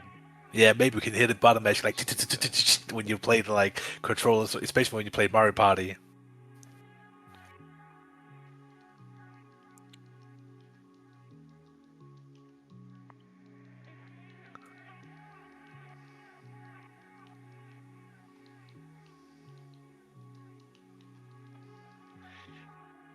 It doesn't sound like there's much in the audio. It's a bit hard to hear. What? I wasn't even. Maybe they're also just too focused. Oh, and they're Oof. here. There There are the demon control went hunters down. going down. Yeah.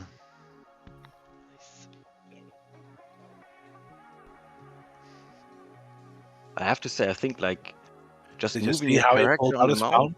Yeah, that was like a That was nice yeah, it's not too smooth bad. overlay. It's not too bad. Like there is the thing for like OP and stuff like this as well, OPI or whatever you call it, where you could like do markers like that, and you could also mount up if you wanted like that. It does look like they took some great ideas from other like add-on designs and stuff as well to implement for the controller. Also, it just does us remind of the I forgot what the Diablo game was called, but like the Diablo game where it's obvious they're just taking this other Chinese game and have them reproduce it for Diablo and just did some new art and stuff. It kind of looks like that setup still with how everything looks with the buttons down at the bottom of the screen there. Yeah, a bit, but I guess you can customize that as well. I would assume how you want to have them looked. I guess you can even adjust where you want to have what button. I guess he's just using maybe the default one, or he chose to have it like this. I don't know.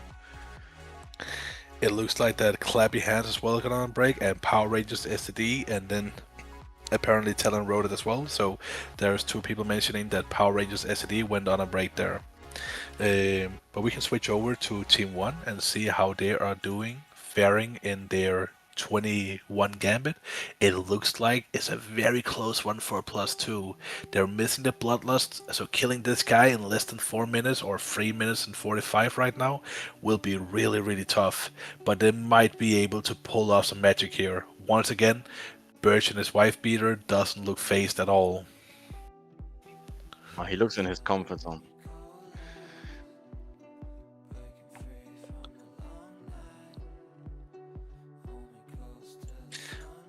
Let's try listening to see if we can hear anything from them this time. If the audio is a bit better.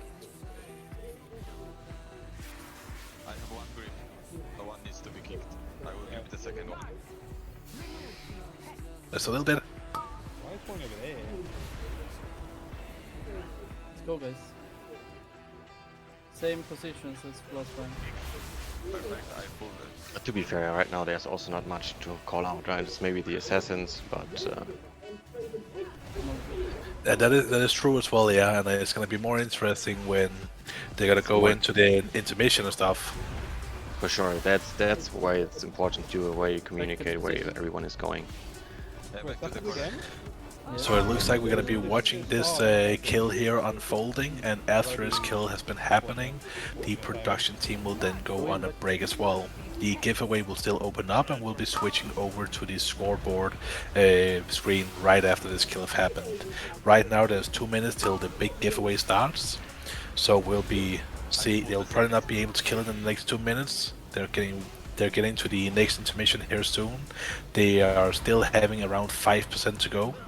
It does look like they were just about to get out of the last spell mechanic, but they didn't make it quite in the time they needed to. But here it comes. They're facing it now into the next 40% here. They don't have to deal with any more mechanics. And now here comes the interesting part. How are they gonna handle this? Yeah, I guess the people with a lot of movement will go to the far side, for sure, keeping the healer on his spot so he can top up the people. You definitely need that, especially here for the hit as well. You want to make sure that people are able to be rammed up immediately, and they're doing a fine job. Defense has been used and so on. They're doing a fine job. They are not being phased at all by this here. And as you said, like they did already have a very nice setup for where the healer was standing. So I think like it did look like they've been playing together for the longest time ever. And once again, like Rick, Vildahar, and Dill. And Burgess will have been playing for a very long time together, and ever since Tony joined us back in the Mitrasil, his twin brother has been around too. So it is just like five lucky white members right there, where one of them have gone out to our top 100 guild right now, but is still considered one of our lucky white family members.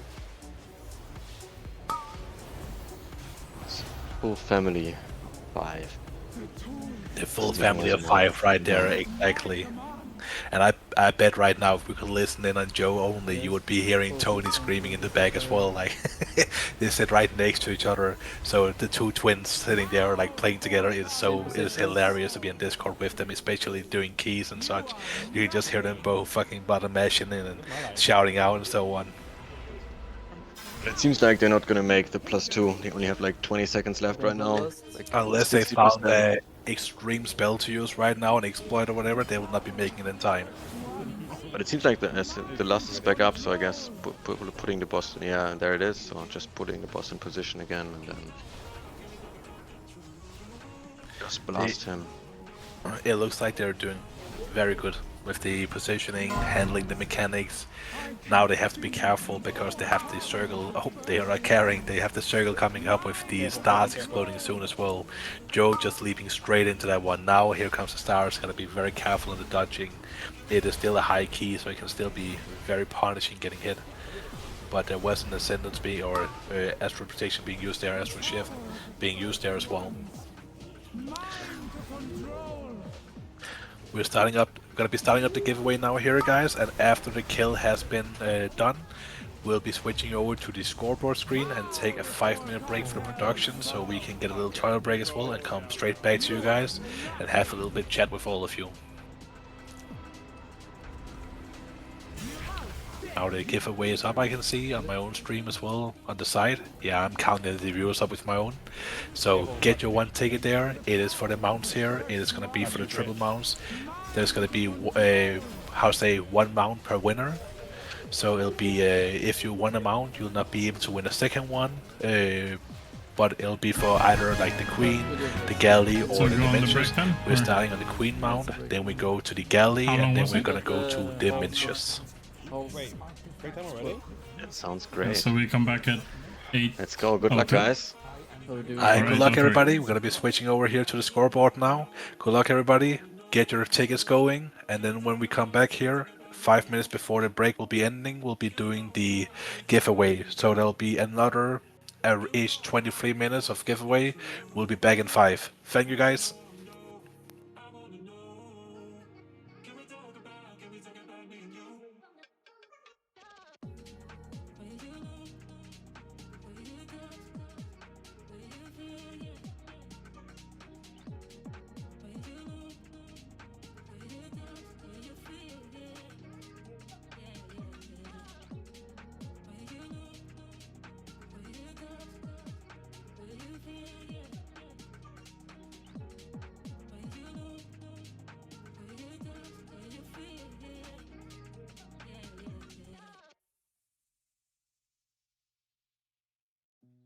You said that you've been lonely, makes you cold as ice.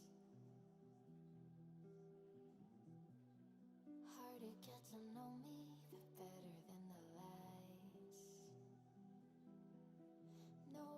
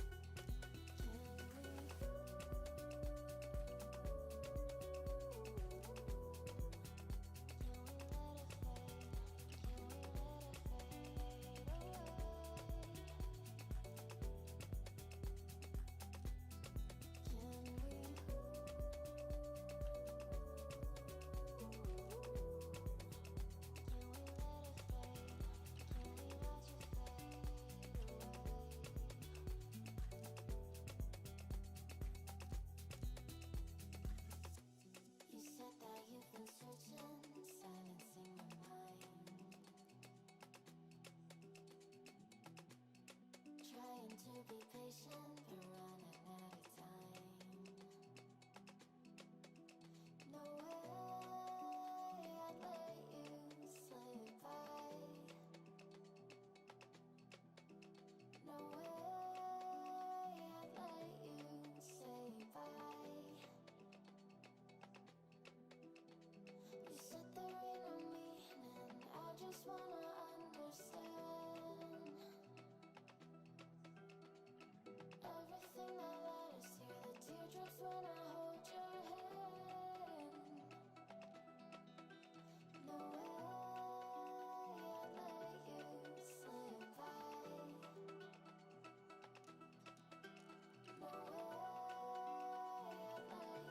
say bye. Can we watch it fade, fade away? Can we let it fade, fade away?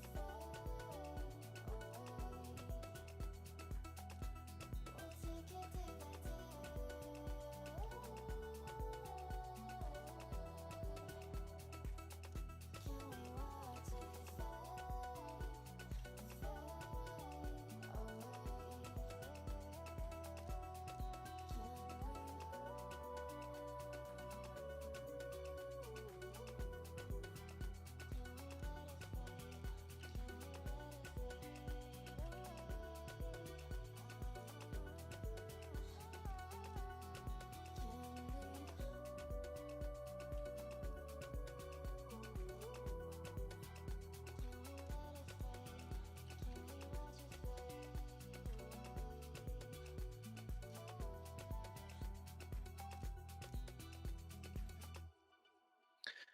Alright then, we're back again here a little bit, and now we'll just be looking at this amazing scoreboard.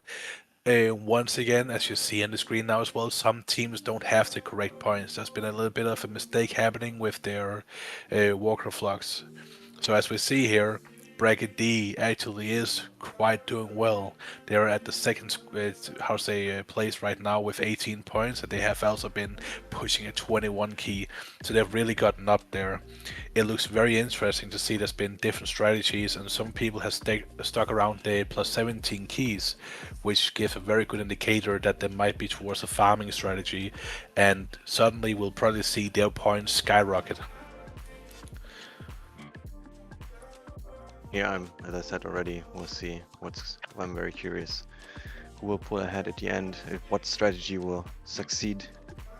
But I guess also with the bonus objectives we have, it's beneficial to run different keys and not just trying to push like one or two very high. So If you want to min-max the rewards you can get for the night, yes, you're right. It would definitely be a good idea to also focus on some of those bonus objectives. That's the way you're gonna get the most gold out of the night. because I've seen there is a bonus objective for completing all dungeons. Was it 18 plus? I think.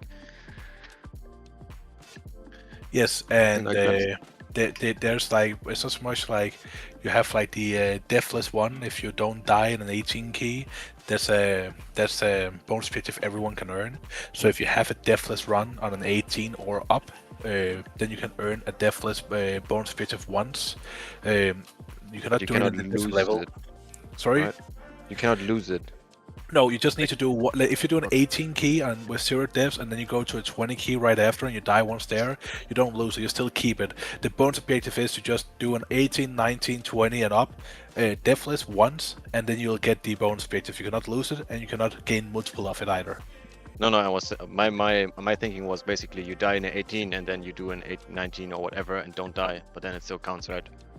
Yeah, so So as it's long just as like just it's one of your keys yeah, is deathless in that level or up, then you'll be earning that extra bonus objective, which we're hoping to see a lot of teams do.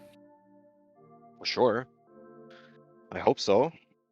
It's gonna be good to see a lot of It's high also performances. one of the more fun bonus features to win and to win a lot of, because it's one of the ones that escaped my calculation. So I realized I need to pony up million gold myself if all 10 teams do it, because that is not. I have 100k put aside for it out of the 5 million, and there could potentially be 10 teams getting it done. So it's a 900,000 more I have to pony up out of my own pocket. And to answer Lucy Mew, who's moderating with me, it is Hurok, one of our newest raiders to the team. He joined here in the end of season 3, and we are very excited to go into the next expansion here with him. He's have been showing great gameplay already, great skills, and a lot of fun times with him. And then we also have Dede, who is standing for our support here, our production, technical production support. He is making sure that everything is running the way it should. Best company you could wish for. Damn straight. Thank you for the nice words. Also, Well, what about housing? Let's talk about that actually for a little bit. There just came a new cinematic out. A crazy cinematic. It gave a bit of like the Overwatch vibe, but at the same time, looking at that cinematic just gave me a lot of feels for housing. I feel like the cinematic's delivering a lot of promises, and it's going to be very interesting to see if they're going to be able to hold it up as well. Yeah, for sure. I'm also very curious. I also like the cinematic, but personally, I'm not such a big housing guy because I prefer the gameplay more than building personally, but that's like me in general, even when I play other games. But the housing is for sure a good idea, and if they can add a few things, it's going to be very great. I think one of the things though is that you are probably looking into having some downtime here and there where like you're just setting AFK anyways, might as well get a little bit creative and have a fun place to be and getting that neighborhood like flowing with some social stuff. I do feel like they're missing some more things like you had in your garrison where you could craft out in the open. They are planning to make some crafting indoors, like inside your own home, but to be honest, it should be out there where everyone else is. So I'll go out there, and with Dede here as well, who's a big crafter in game, I'll be walking around in the city center, and suddenly I see Dede crafting, blacksmithing for people and stuff like this here. They're missing out of great opportunities to make everyone get together outside of like just standing AFK or inside your own house. For sure, there's like so many great gathering areas where you could like do like some social events, or like there's also an area with like some vendors, right? So that's perfectly for adding some what do you call it, jobs. Missing the professions basically. Sorry, I was lacking the word. So with having the professions, the trainers there, and having everything in one spot, so you can see all your friends, that maybe would be a way to get people out of the main hubs, right? But I'm not sure if they want to get people out of there, because they also designed Silvermoon New, right? So I guess they also want to have people there. That is true, but the way I've always said is that it should be interesting enough to be both places. Yes, for sure. There needs to be a reason that you want to visit Silvermoon, where you still have a visit to also be in your housing area. I feel like if the only reason you have to visit Silvermoon is to go and do crafting orders, that's going to become very boring in the long run anyways. We're not going to be having that much fun with it. But if they did some more fun things around the places to enjoy the environment there, and also I think Silvermoon Hub during the beta has been very great to walk around in. But if they are not making the hubs that we're gonna be in like this, like Silvermoon here, fun to be in, then at least let's have the neighborhood to have a fun place to be together. For sure. But then you also need something to like draw the players into the housing, because if it's just your house and you can only stand AFK there, and you need to still go somewhere else to do like some profession or crafting orders, then it's the question is if you would really spend a lot of time there. Like, you also do a lot of housing stuff, right? So do you spend a lot of time when you're online in the housing area, or is it more outdoors? I've tried to make myself always stand in the middle of the city center. I've been doing a lot of endeavor farming. I haven't built much myself yet. I did a bit in the beginning and so on, but I haven't really gotten back into it. I do understand as well, when we get into busy work schedules and busy times in game and so on, it can be a bit rough to find the time for it. But I've been doing a lot of endeavor farming to try and help my hood get the things they want, and we actually been able to max it out. People have really been getting together doing this thing here, and we've been having Charlie, who's been an absolute Pumper Social. I think she got like 300 points for or something like that, and that was she got like 170 or something before the buff happened. If the buff had been there before, she would have sold it herself. It was very fun, and I do also believe the Endeavor is being over a bit too quickly now. You can pretty much farm it like 2 people. I don't know, 10 hours maybe, and you're done with it. So they maybe buffed it a bit too much, and hopefully that's only been because of the 1,000 point system. They're nerfing down to 400. Maybe it's reverting back to be a little bit nicer there. For sure. Well, we'll see what they do with the housing. They promise a lot, so maybe there's a lot of great things to come. And maybe they will also draw me in to housing. I mean, one thing that I was really excited about seeing that there's a lot of speculation about, and apparently been found a bit in the code when you look at Wowhead, is this customization of pictures. How it's gonna turn out, we don't know, but I'm not sure like what we're looking into. But in Lucky White, we actually been able to get a housing officer who is very, very into these kind of things here and have a lot of passion towards it. Iram is our latest officer to join our ranks as a officer of management officer in Lucky White, and she set up like this housing category channel for us in Discord with like fun building competitions every month. Like she's being very active with that. So fun building competition every month. There've been one for December, one for January, and now there's coming a Valentine one up as well that just started today, or was it yesterday even? I think it was today it started up. And then there's also a resource channel in there where you're able to find her housing Discord that she is also the owner of. She got the Azrath of Architects that have almost 2.6k members, and there are so many inspirational things in there. There's so many ideas and add-ons, help and stuff like that you can get for housing. So if you really want to get more into housing, joining the Architects of Azeroth is an amazing thing. And I hope some of you out there would love to be able to do some more housing stuff in order to do these things here. Also, just because I saw the question up there, how do you buy tickets? The tickets is given to you for free. You get one each giveaway that you can put in. You don't get more than one. You also get reset, so you cannot hold your tickets for the next giveaway. But you will get one ticket that you can throw in there, and then we can do a roll afterwards. And the way we're gonna do it is that only if you win the Queen Anne's Rig, you cannot win a different amount. So it's only one of the other amounts that you can win. As you see in the welcome to the stream section or text box there, you can see how it works and which one of the amounts are available.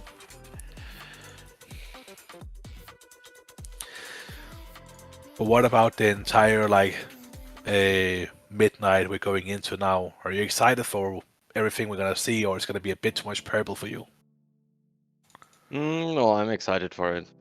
I kind of like void themes, I have to say. Like, I'm looking forward to it.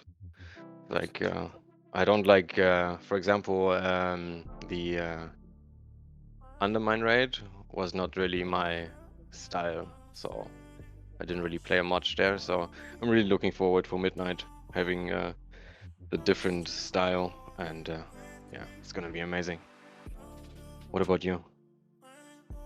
Well, I am very interested in the new zones you get. You get Sulaman back as well in large scale now instead of just a raid. You get to see the full Sulaman as well, and it's been a very cool place to do the beta testing in as well. Very, very fun. I'm not going to spoil anything, but it's been a great storyline to go through. A lot of like good lore, a lot of good how to say like cinematics, and just in general like dialogue as well. I think they've done a great work with some of the leveling here.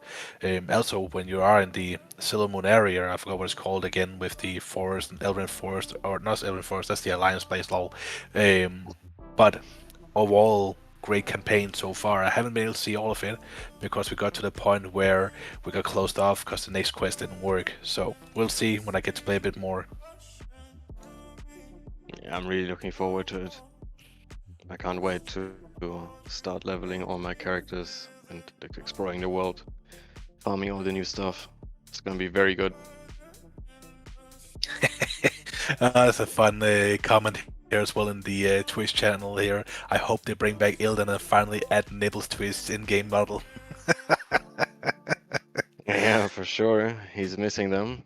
They got Yeah, lost. but maybe that's what makes him fly faster, you know? Less friction. Yeah. No, but I'm very excited overall. And what do you think about, like, we have 3 raids we're gonna go through now, like 3 different raids we're gonna jump between. I think it's gonna be interesting because maybe at some point you don't need one raid anymore. Or first, I think it's gonna be depending. Like, I'm also interested in how hard they actually are.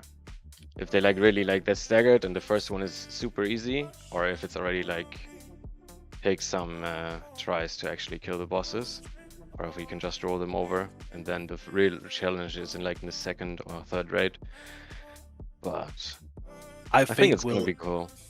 I think when you're looking at the last boss of the Void Spire raid, the one where we have 6 bosses in, we are seeing something like the Galloway's Dungeon Journal again, where half the Dungeon Journal is hidden, where we only get to see the very first bit of it, and then we have to explore the remaining of the fight for ourselves.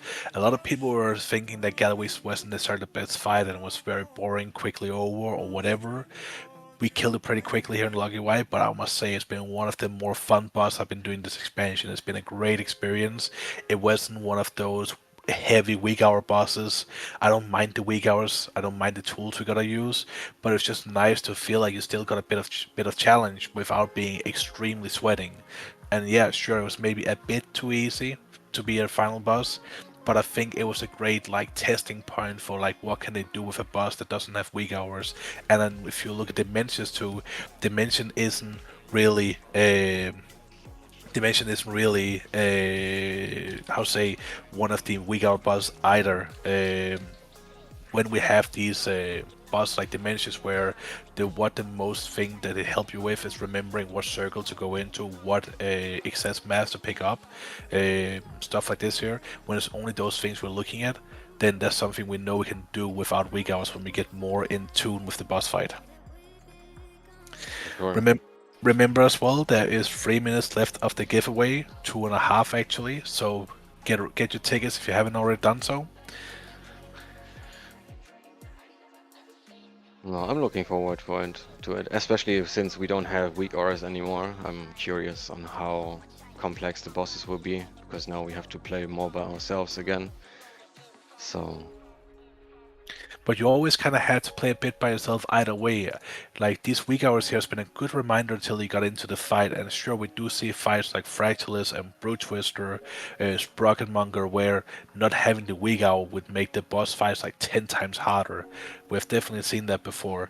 But I do also believe that if we look at the rest of MFO, weak hours wasn't really needed. So it was just a good reminder to have more than anything else. that's true, yeah, that's fair.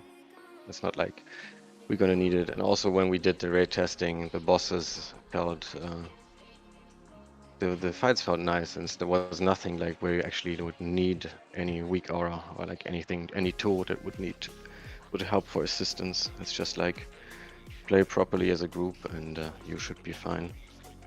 Yeah, and it's more one of those things again where people have to worry too much about the healing or the DPS they're doing. They just have to go and do the mechanic. We do see more and more of this where it's not a DPS check anymore.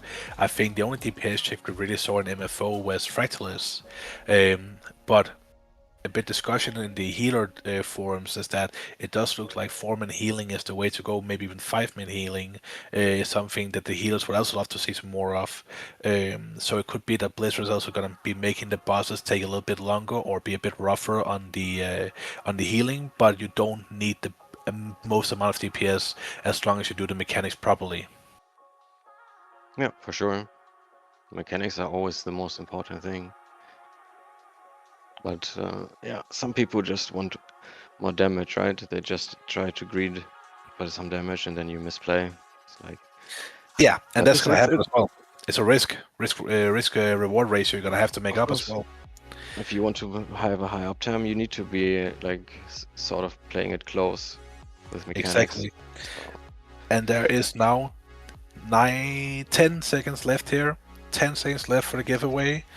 And you have 5 seconds left to participate.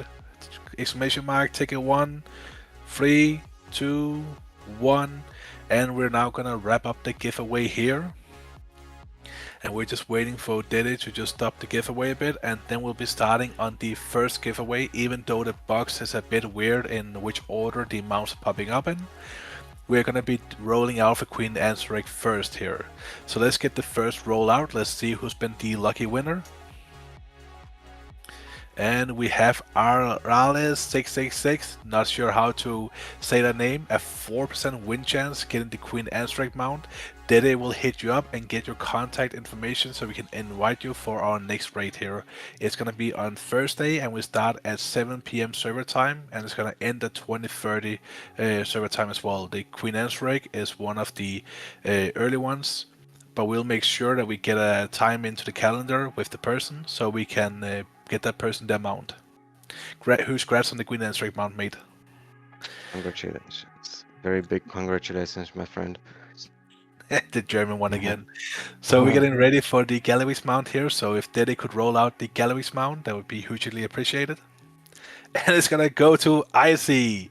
I am not sure if Icy already have this mount. He has been on the raid team during the Galloway's one, but we'll be heading up to Icy and setting some things up with him as well. Who's congratulations, Icy, if you don't already have the Galley mount. So, for the last and the big one, the end boss of the expansion, the Mencius mount. We're gonna be rolling that one out now as well, and then good luck, everybody. So, Average Dude, I got no clue who Average Dude is. That's a great name. But Average Dude won the Mencius mount, and we'll have Dede contact you. If he cannot whisper you, then please whisper him. Sponsoren, he's called in the Twitch. It's Wooksy, okay. That'll be easy to find him. As you cannot write where your group is in break here, you need to write it in team info.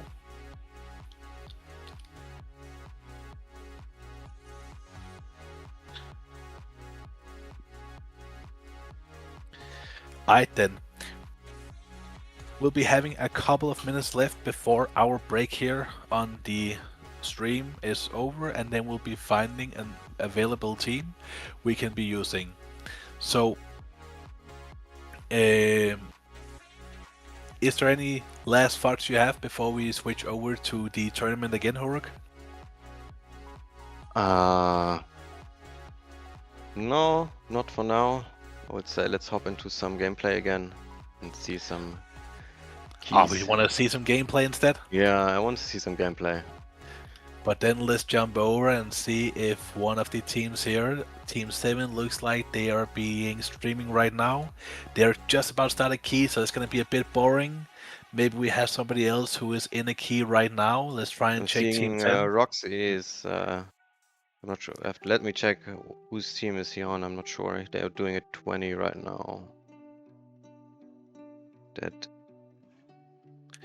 We can at least go to Team 5 in the meantime. Team 5 is pushing at 20 Gambit. They have just started. It is with Baril's team. Let's see if we can hear any audio for them, maybe, Daddy. Let's see if they have some audio going.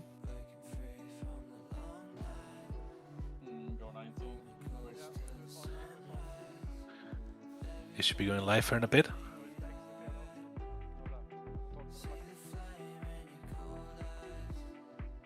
It sounds like it's a very quiet audio. There we see Burrow going down, I think. So, and leaving the key. Yeah, but it does also look like they accidentally messed up on the first poll there. Let's just stop the audio again and go back to a bit of background music. But it does look like they're restarting the key as well, so let's go over to Do It Goon Squad. They're pushing a Priory 20 right now, so let's see how they measure up to that one. Timed Eventually has been pushing ahead, so they are being quite far on the points right now, and it's gonna be a very interesting thing to see what's gonna happen when they return from their break. They have just gone on a break. They started the key right before the break timer here. It could be they start a little bit into the break, but they started there, and it seems like Dewey's Goon Squad is going a bit down. It was probably just a missed interrupt there, but it is a rough key, and it's what I talked about. The interrupts now in these higher levels here can be very rough to handle, and one miss is gonna wipe you out. Yeah, for sure. And also, I just checked. Timed eventually. The key they just finished before they went to break was at 20 holes. So also So they finishing just on a managed high to do key. one. Yeah, so they Yeah. just managed to do one there. Yeah, yeah. That is that's extremely nice to see. People are pushing, maybe also a bit off the comfort zones as well. Some of them have been used to pushing, like Gabby and that team has been used to be pushing 20 keys and 21 keys before, but there's certainly other players who haven't done that before. Pre-page made that available. However, it is still very punishing to not do your interrupts, so it is still a bit out of most people's comfort zones there. Yeah, for sure. Especially having like a pull like this with triple kicks or actually quadra kicks. So it's you need to manage your interrupts properly. Probably some will go through if you don't have any AoE stops anymore. But They'll nothing they definitely can go. They'll definitely go a few through there. Yeah. But it's an ugly pull. Like I don't like it. When I try, like when it happens, usually it's in a random park. It's usually very difficult to live this pull because people then even try to kick the same target, right? I guess they can communicate or they are communicating who kicks which targets, so it's a lot easier. But still, the pull is quite difficult to execute. But here you can see the comparison to the other group that went to the left side, right side earlier, sorry. So here you can see it's a bit more stressful, like on kicks, and there's a lot more range mobs, so you cannot so easily pull them together. On the other And side, that's, it looks smoother. and that's the thing as well. We see like Roxy going down here as well. It is these missed bolts here, and when you have two warlocks on the team, it can be very, very tough. You guys have Trendy going down, and then I have to make a decision. Are they going to continue here, or are they going to stop up a little bit and take a briefer, rethink the strategies? I think they have time for one more attempt. And if that doesn't work, then for sure it's It does look like restarting the they're key. restarting the key. Yeah, Yeah. it does look like they're restarting the key. It's probably also the better choice, losing out in 10 minutes right now. Plus, as we talked about earlier, the first boss is like you're spending so much time in the first boss in this kind of level here. So the smartest idea is definitely to start over and try something else there. Is it possible to listen in on the stream for this one? Maybe we have luck with Roxy setting it up. And while we're waiting for that to pop up, then we're gonna see what they are gonna be doing.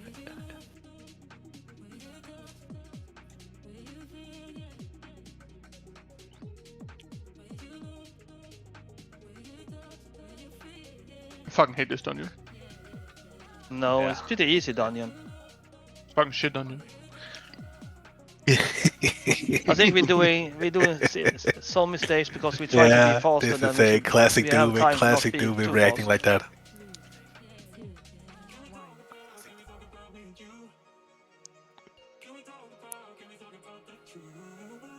But they have not given You up. hear They're what you still in the say? fight and going for another Yeah. one. Let's see their first reactions here.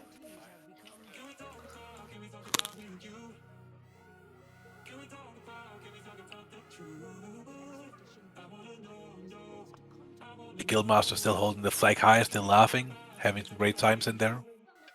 For sure, also going for a pretty standard pull in the beginning. Oh, actually no, they're pulling the right side as well, so slightly bigger. Imagine if we got a This gambit is instead of slightly this shit. bigger as well, and that can be a very dangerous thing. They do want to try and get some time there, but still very tough for the healers to handle that. And with And Restoration Shaman, Roxy getting caught by one of the traps, also forcing a lot of healing. Stops. Focus on him. They hurt like hell.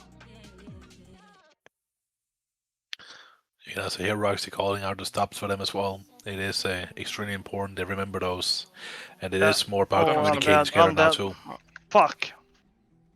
What happened? Oh, no wink.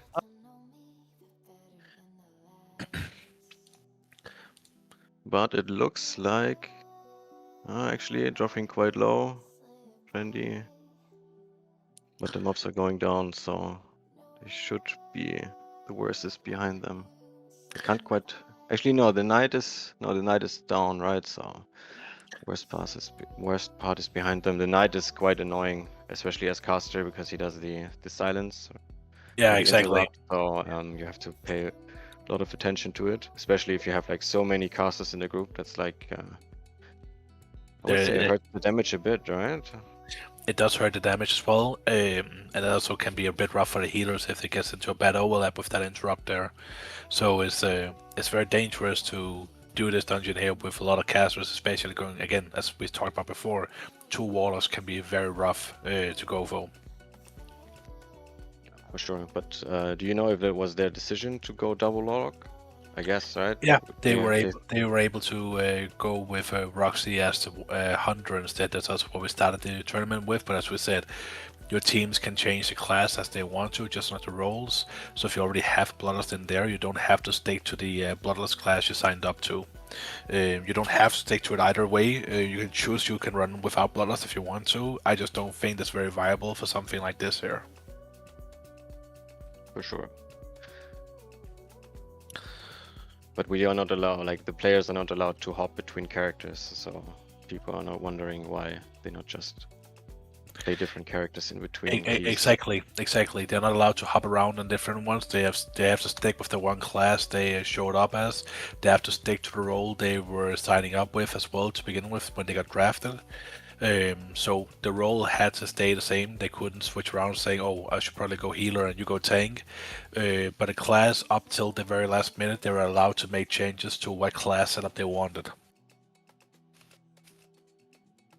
Which is fine. So it's like it's a more even playing field for everyone, because then even players that don't have that much time and don't have that many ults equipped can have still like a fighting chance, like a real fighting chance, compared to like people that could like have 3 or 4 different characters that they could swap around. It seems like they're pulling up the mini boss. It does look like as well, yeah, they are. But maybe they are sticking to just killing this patrol here first and then rotating back, not overdoing it again. I think before they pulled like an extra pack on top of this one, right? So that was what also made it very like tough for them to deal with it. For sure, this one is a dangerous pull with the knight and the mini boss in it, so it is one of the tougher pulls you'll find on the left side, that's for sure. So it's again about to be very careful. And oh, there comes the ninja pull from the few mobs going into the other one there. And Trendy is going dangerously low, and he's going down as well. Let's see how they recover. He's gonna go for the release, and then they're going to see if they can kill off the mini boss. It looks like gotta be very careful now with interrupts and stuff. The knight is still around and can create some big issues for them with that extra pull. Traps everywhere too. Not sure. Maybe we can listen in right now to see how they are performing. Let's see. Or how Let's see if they're getting a bit hectic here. Yeah, exactly. So here we're gonna be able to listen to them for a bit now and see if they're sweating a little bit.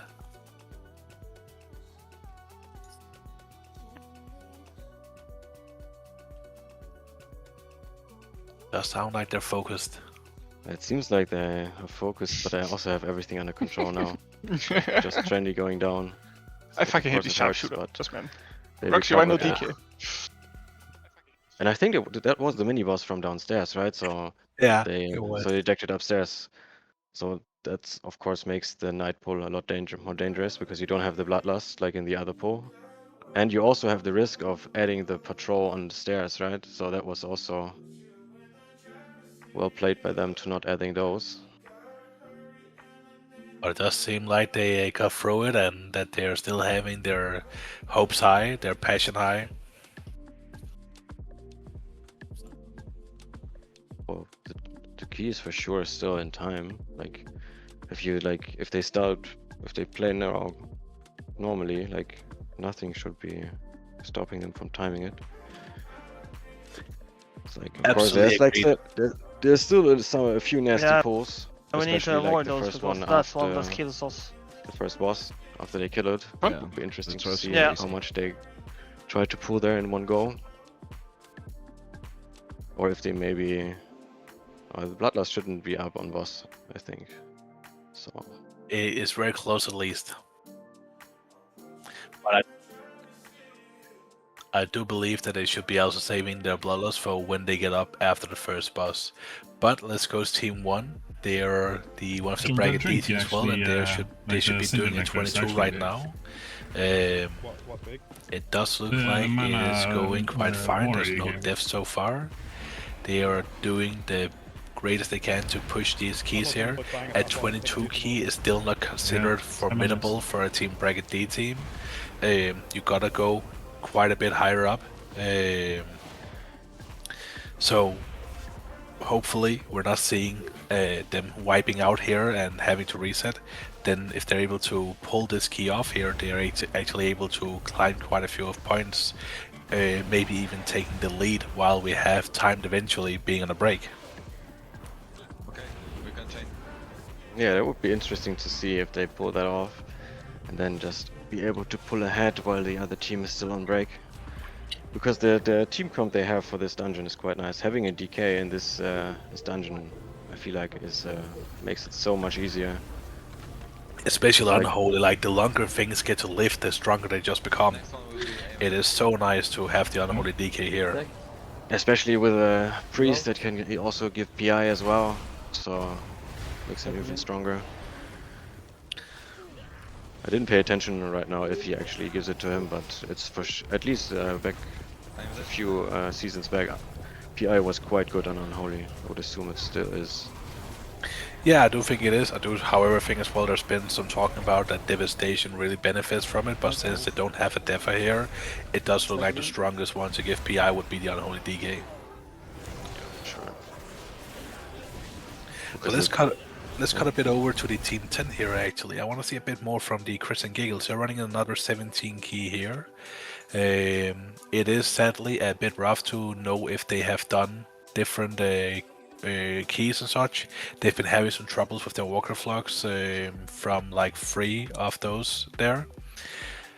However, they have been able to still go through some of these keys, and this team we're watching right now is actually the lowest team in bracket B, and actually the lowest team overall as well from everyone else, but they've still been able to pull through quite a few keys that we sadly cannot see due to the walker flux screwing a bit around. But hopefully we get to see them push a bit ahead now that we're getting to these 17 keys here. But they seem to be doing fine, I guess, because like their bloodlust is still on cooldown even after having killed the first boss. But it also seems like they have like 4 deaths already. So. But let's take the time here to while that we still have the timed eventually on a break here. Let's try and pull up Ash a bit and hear how it's going for them right now and what the strategy actually is. Hello Ash, can you hear us? Yo. So, So right now your team is in the first place. How are you feeling? Ah, dude, I feel good. I'm hyped. I'm feeling good. Are you afraid that you might be a bit too cocky right now and you're maybe gonna start breaking some keys? No, not really. Actually, I feel like we had a pretty good chat before the tournament and agreed to keep a leveled head, and then really talk about it throughout the keys and communicate and I think we're in a good place right now. What have been your strategies so far? Are you looking to push keys or are you looking to farm some keys? So we are currently looking to go for the bit of a safer route. So we're trying to farm keys instead of specifically push. There are some keys that we know are going to be easier, so those are most likely going to be the ones that would be pushed if we end up getting them. But it's RNG with the keys. So, what can So I you say? got yourself to a position where you feel pretty comfortable clearing out the keys in the level you're doing right now, and then re-rolling to see like a bit of hybrid between farming and pushing. Yes. And that's an excellent strategy. What was your first key that you guys did again? Our first key was a 14 gambit. So, do you feel like starting in the 14 gambit was a nice way of starting off the tournament? Definitely. It really was. It gave us the option to go straight into 17s, and from there it just went crazy. We two chested 17 and then went straight into 19s and getting the big score, and now sitting pretty comfortably in 20s. Now is your plan to keep pushing, or is it more like trying to get some more 20s done? It's like different keys. So, probably depends on the key. Currently, we've just been pushing one key and been pretty lucky with the RNG gods, but probably I would say it depends on the key. So you basically just played up one key right now, or did I misunderstand? Basically, yes. Yeah. I see. I see. So yes, we chose to go the one key route, and from there, deciding whether or not the specific key that we get, if it's supposed to be higher or lower, or whatever, you know. So it's basically just communicating and be level-headed, not trying to show off some Makes some sense, balls makes that sense. might not be there. But then, do you have like a specific key level in mind that you guys want to reach still, or? like- I think we're pretty comfortable at the moment. I see. So it sounds like you guys are ready to rush out of the break-in, get back into the written. Oh yes, we are looking to keep up the momentum. Nothing changed there. Keep communicating and then crack on with it. How's it been playing the new Frost Mage in this tournament here with the new changes for even the M+ part as well? I find it fun. It's a good change. Even though there's been a lot of pruning, Frost Mage has lost a lot. Mass Barrier, Icy Veins is probably one of the biggest losses for Frost Mage overall. Big offensive CD that's been lost. But I think it's been fun, and I'm really looking forward to see what Midnight has in store for Frost Mage, in terms of hero talent and the level 90 endgame, basically. What are you most excited for going into Midnight?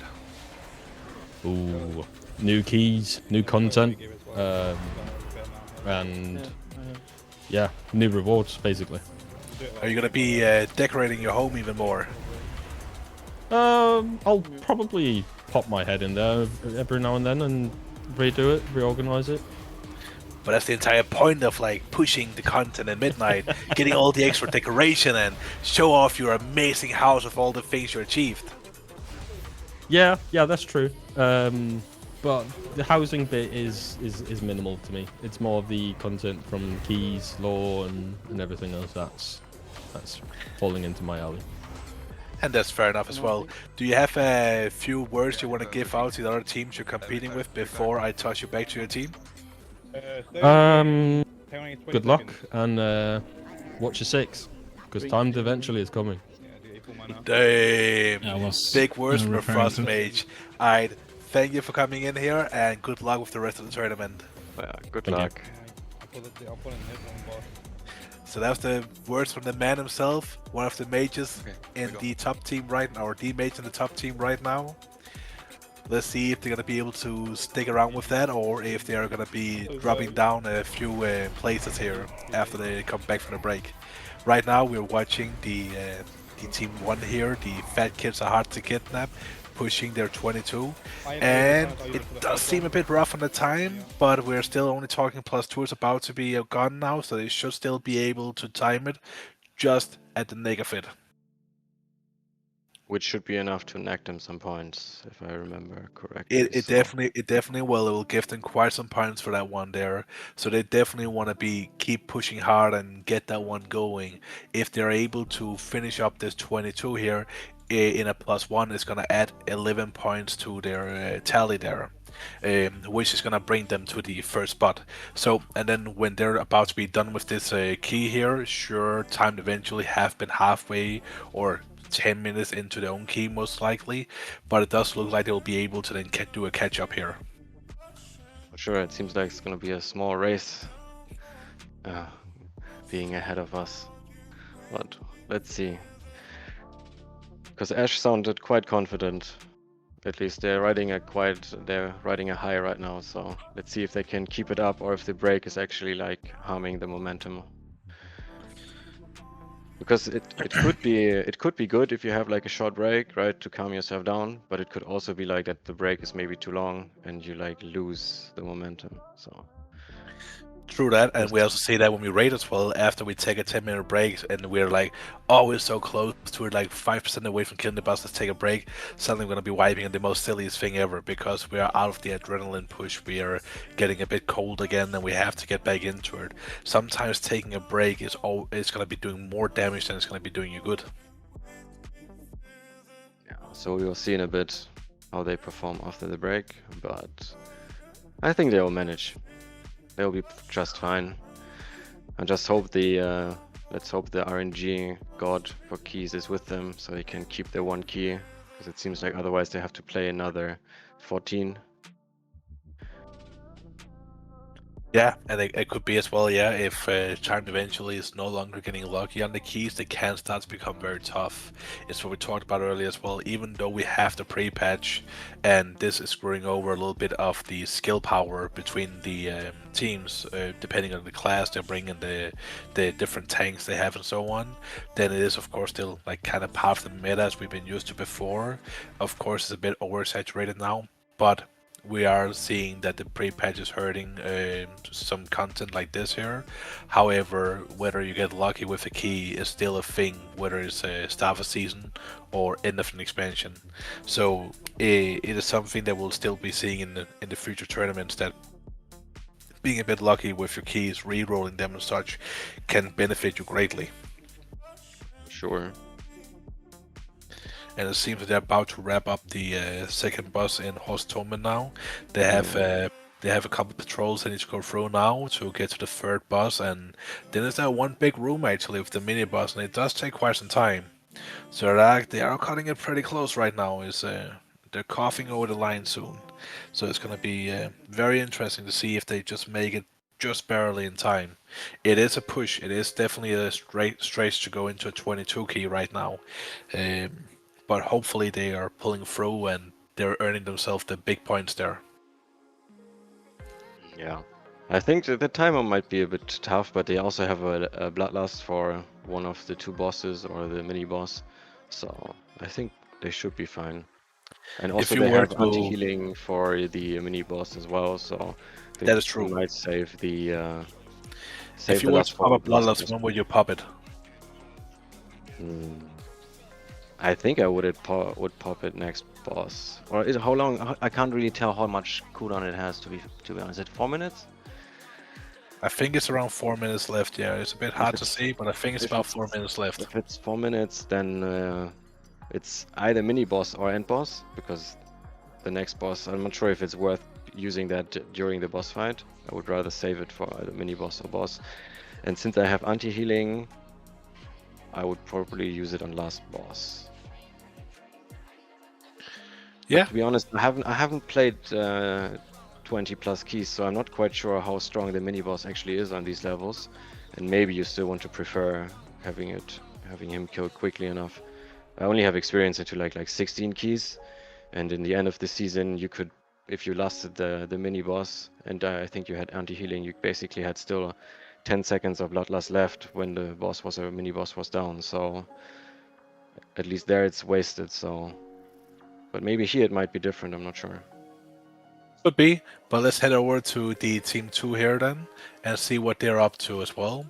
Maybe let's try and see if we can listen a bit into the stream and see if we're able to get some audio out of it from these guys here. It does seem like they're doing their 19 key Maybe in we can a take the safe pack and with sound this. way. They're not rushing it. Just wait. The mage is shown that like Oh, it's fine. And I Yeah, also- one I less think caster now. Now I also would So, be rushing think it. we You still could, have yeah. enough time to like play it safe. No, it's I have a fine. 20 key. Because right now, of course it's an extra light spawn, so We need to get rid of this So- one. Huh? They are talking about Guys, communicating Team about. we do the Can- patrol and Brawn Pike at the same time with Lust. Hmm. We just sent Lust on. We have lost. I don't know. And it does As you sound like wish. they want to pull everything together with gonna be- Lost. will be- It's gonna be quite rough to do that. I got cooldown. Yeah, so- because these guys. I'm after PI the Warlock here. yeah, for sure it's Let's Yes. we'll see. let's keep the sounds on for a bit and see what happens here with this massive pull here. Let's hear their reaction to it.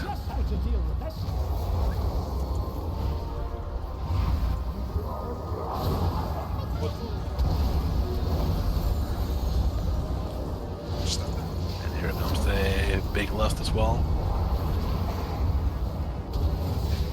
Your survival. Oof, we have Hestress going down there, healer. So sad, man. Being Cast pressed one all over the quickly, but place. they still lost their Warlock here. Oh, I release far away. Oh, that's dumb. Are they able to pull through it? They pull through it, but it seems like one of the void fire volleys wasn't kicked. So they hurt like hell. And that's what we talked That was about a earlier, definite like as well. the interrupt when you get to these little keys here, even though Yeah. you've gotten all this burst Might have been and a so on little to the too brave. dungeons and the increase of like strength because that squish, one of these interrupts going off is still deadly, still fatal. So you gotta be careful here. Let's push But it down. does sound like they are being focused and such. Let's switch back to a little bit of music here before we go and watch another team as well. But they are being focused and they are pushing it through. They have had 2 deaths here in this room, but otherwise than that, they do seem to be doing it nicely and smoothly. They have to consider if they want to put the left peg on top of the boss there as well.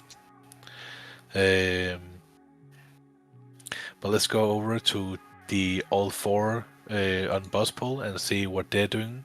Currently not streaming. Are they still on break? I didn't see that. That's my bad. So we're gonna go back to the goon squad and see how they're handling their keys. And this here is one of them where we can see that they have not been getting all the percentage they need. So right now we're looking into 99 point something percent at trash left, and then the boss here still has 50% HP left, so it can still be going either way.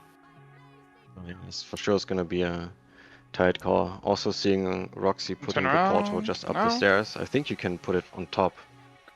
It does Or seem like short- it does seem like it's been changed though. I've been having troubles with it myself and the keys that I've been running here, so I'm not sure if it's a changed thing or he just cannot find the spot to do it on. But at But least they're getting again, all of them to run the same way, so they're I'll gonna get fear a these nice monoliths, CC just going kill there. us, kill us. And here we go with the sigil. They missed a couple there. The sigil was a bit too late. Oh, somebody broke my fear. And also the bloodlust coming out, so Wait a even second, if you come through, yeah. Yeah. the demon hunter stun as well. Run back. But the restoration shaman got smacked pretty hard there, and here comes the second CC patrol. here would be Actually, good. they want to Slow, get some slow way, CCs slow going way, right slow now. way. They need to stop Big them slow. so they don't get accidentally one clapped by 5 of them voting one guy, because they still do hurt here. They still bring fear. For sure. Good save, save, turn around. No, But it does look like this here is going quite nicely for them. They're turning around the way they should for the blinding light.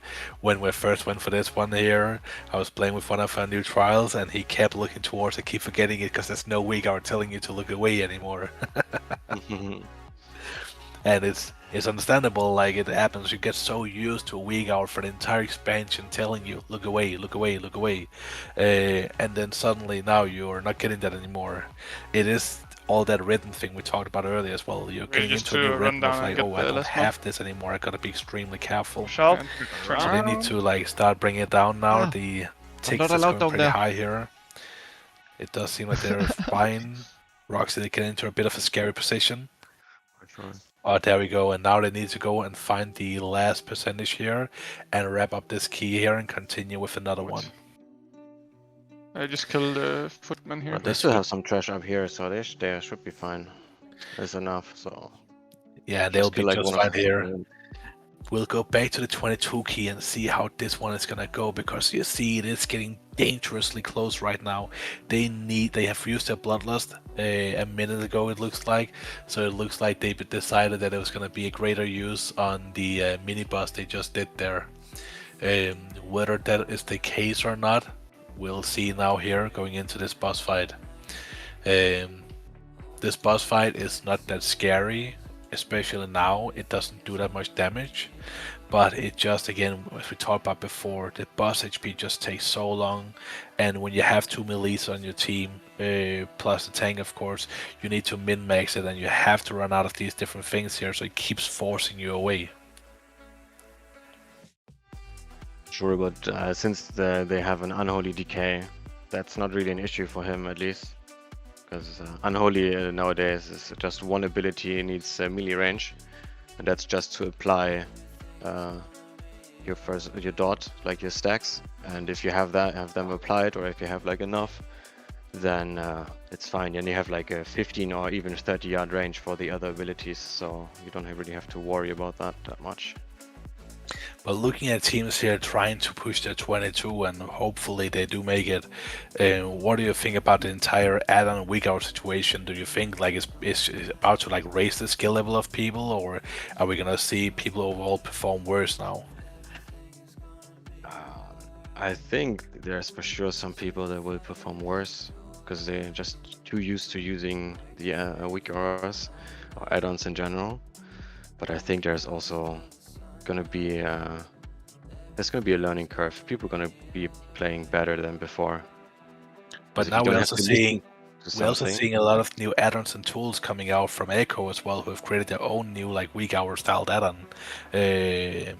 Now there's going to be new tools to learn. How do you think that will impact the start of a new expansion, start of a new season, learning all these new tools? I guess it depends more not on how they visually look. If they look more or less similar to the old tools, I don't think there's much difference. The issue right now is that the way the coding works, that they cannot work the same way. So it's a different way, it's a different setup and all these things. So you're looking at a new way of doing things, and it's like completely different from what we've been seeing before. I see. Well, I think it might take some time, or it would take some time getting used to it, but...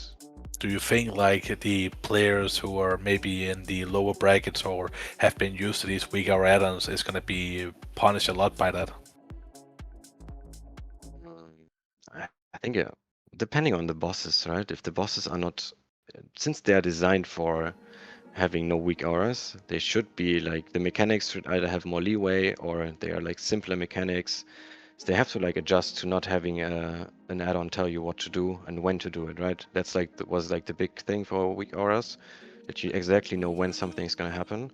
And now it's more like, okay, I know it's gonna happen, and then I have to do something, and then you just need, if you have more time for it, it should be fine.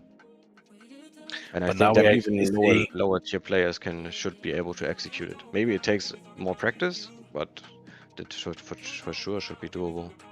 Now we're seeing the scariest thing, like, sorry for interrupting you here, the seconds on the time left is now nearing the boss HP as well. Do you think they'll be able to pull through? They have 10 seconds left to get the remaining 5%. It's 7 seconds, 6. Oh my god, they're cutting it very close. Come on guys, you can do it. Oh, they're just missing it on the second there. Oh, that was a really, really close one.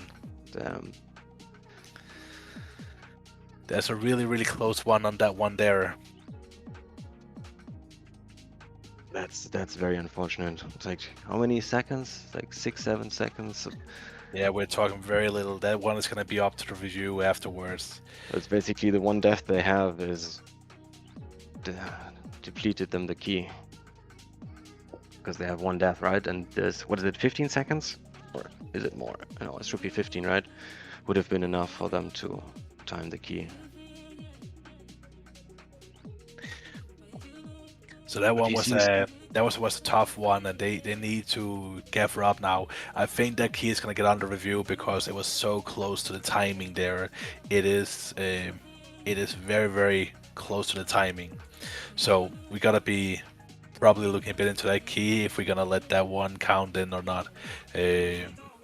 But for now, it doesn't give any points. For now, they have lost out on that one, and we'll be looking into it when we get close, or like when we get at, when we are finishing up the tournament here. And let's look at our top contender right now, because they're also already in a key again after their break. Let's See go how they're over performing. to the timed eventually here, yeah. So they're currently doing a streets here, a streets 20. And this here is where like the farming strategy could maybe kick in, and maybe it's also where the farming strategy of how to say team 1 here should also have been doing it. Maybe not go for the 22, maybe go for the 21. Maybe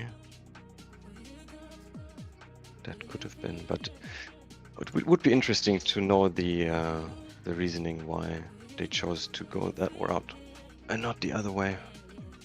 But it seems like also they pulled a lot of trash on it. It's like I think 4 mobs we saw when we came in as well, 4 trash mobs, giving some extra funnel to the Havoc. But I So would not say really- maybe this was one of the plays where they could have maybe pulled a tiny bit more, and if the Tigers outside that you run all the way over, could maybe have been a potential idea for this one too. Yeah, but the Tigers hurt quite a lot, to be fair. Especially we're on in 20 right now, right? So those jumps of the Tigers, if they multi-stack on one target, that's like already very painful. That's absolutely true as well, yeah. Because otherwise there's also the other trash around this area is also not the best to pull on top of a boss, I would say. It's quite rough.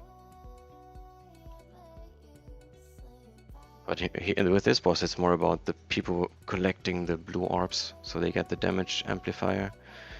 And if you have this, then the boss is just melting. Just get your 20 stacks, I think it is, and then you get, I'm not sure, I can't remember how much damage increase it was, but it was a substantial amount of damage. You get more. Let's see here. Do we have Team 4 back, or is it still buggy? Daddy, could you maybe look into Team 4? Because it looks like they are back in the play as well, but we cannot see them right now. Something has happened with the stream here.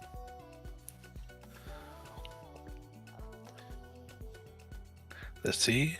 Ah, there we go. So they've been back for quite some time, and we haven't been able to see what they did. They're back on a 14 key, so let's see what the idea is.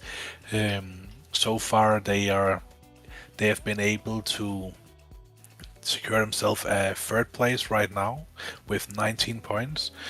So maybe they have found a strategy towards the very end they would like to abuse a bit with some 17 keys, maybe a bit higher than that. Maybe they want to reroll with 1 key, building it up, so it's also easier to get to a high level key before you start re-rolling. So doing some bigger pulls here, getting some extra trash on the boss to cut down on the time for the key. Because it's just a 14, right? So it's a quick job done. Yes, agreed as well. So let's see here what Team 7 is up to here from Chris and Giggles. It seems like they're just starting their, what is this? Is this a 19? I keep forgetting Yes, that this stream it's is very, very hard to see. Looks Yes, like it's a they're starting 19 up key. their 19 key, yeah. And it does seem like they have done one of the bigger pulls here in the beginning as well. Whether they will be able to come through with it as time seen. He's still sending the blue circle, and that could be quite rough. The monk is going quite far down there. Oh, they lost one there. And oh, there's Shaman almost like, oh, the tank goes down there, and there goes the tank, yeah. that key might have to be reset right now. That's a tough one, but it's also a very, very, very big pull. They really tried. If they had gone through that one, that would probably been the biggest pull so far in Gambit, considering how far in of the first room they were. Pulling What the doors, the 2 Murlocs, and the big patrol in the middle. Very, very tough pull to do because of so many casters. For sure. Seems like they're still arguing Yeah. about. But it does look like the final outcome is that they're going to start over and get another key going. Also, what I thought about is, for sure, it's a bonus if you have someone in your team playing like pushing higher keys, because then you still have the resilience, right? So you can like restart. But the resilience is not allowed. You gotta remember they have to deplete it once, so I they see, cannot yeah. just use the Go back. resilience to favor them that way. We have been doing that in the previous tournament. That was actually fun too, but we decided that from the second tournament that resilience is maybe a bit too overpowered.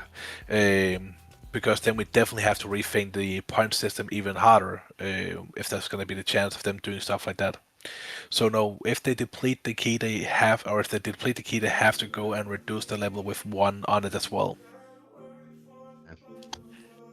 Makes sense, yeah, that's fair. 'Cause Right otherwise- now we see the Power Rangers here. They're doing a Hostile Atonement 19, and they seem to be having plenty of time coming through this boss here. So they will not be meeting the same fate that the Team 1 Fat Kids Are Harder to Kidnap met on their key. But remember, everyone on the stream, that key is under review as well. If it is timed before 10 seconds have passed, we're gonna let that key count in for their tally.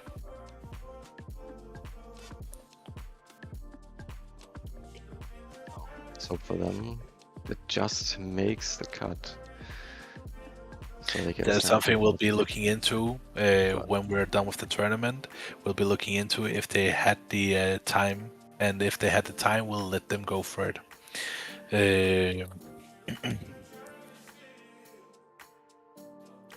Second boss going down without any problems.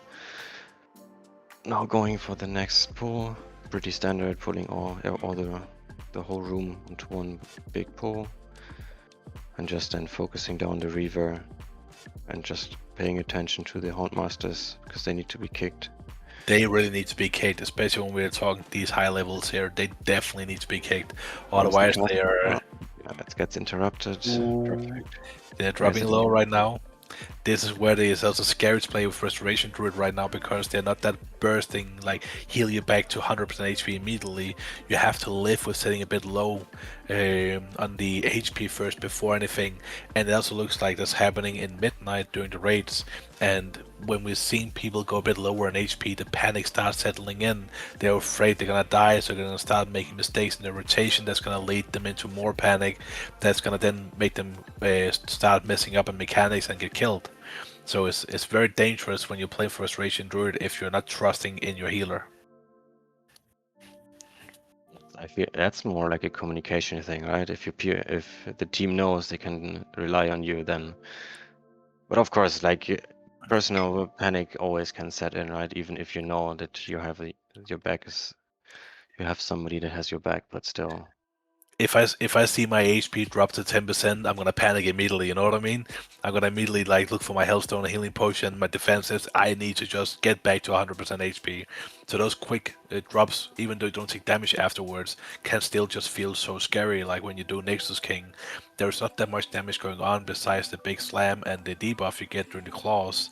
But it can feel very scary to go low HP on that boss fight, even though nothing will kill you afterwards.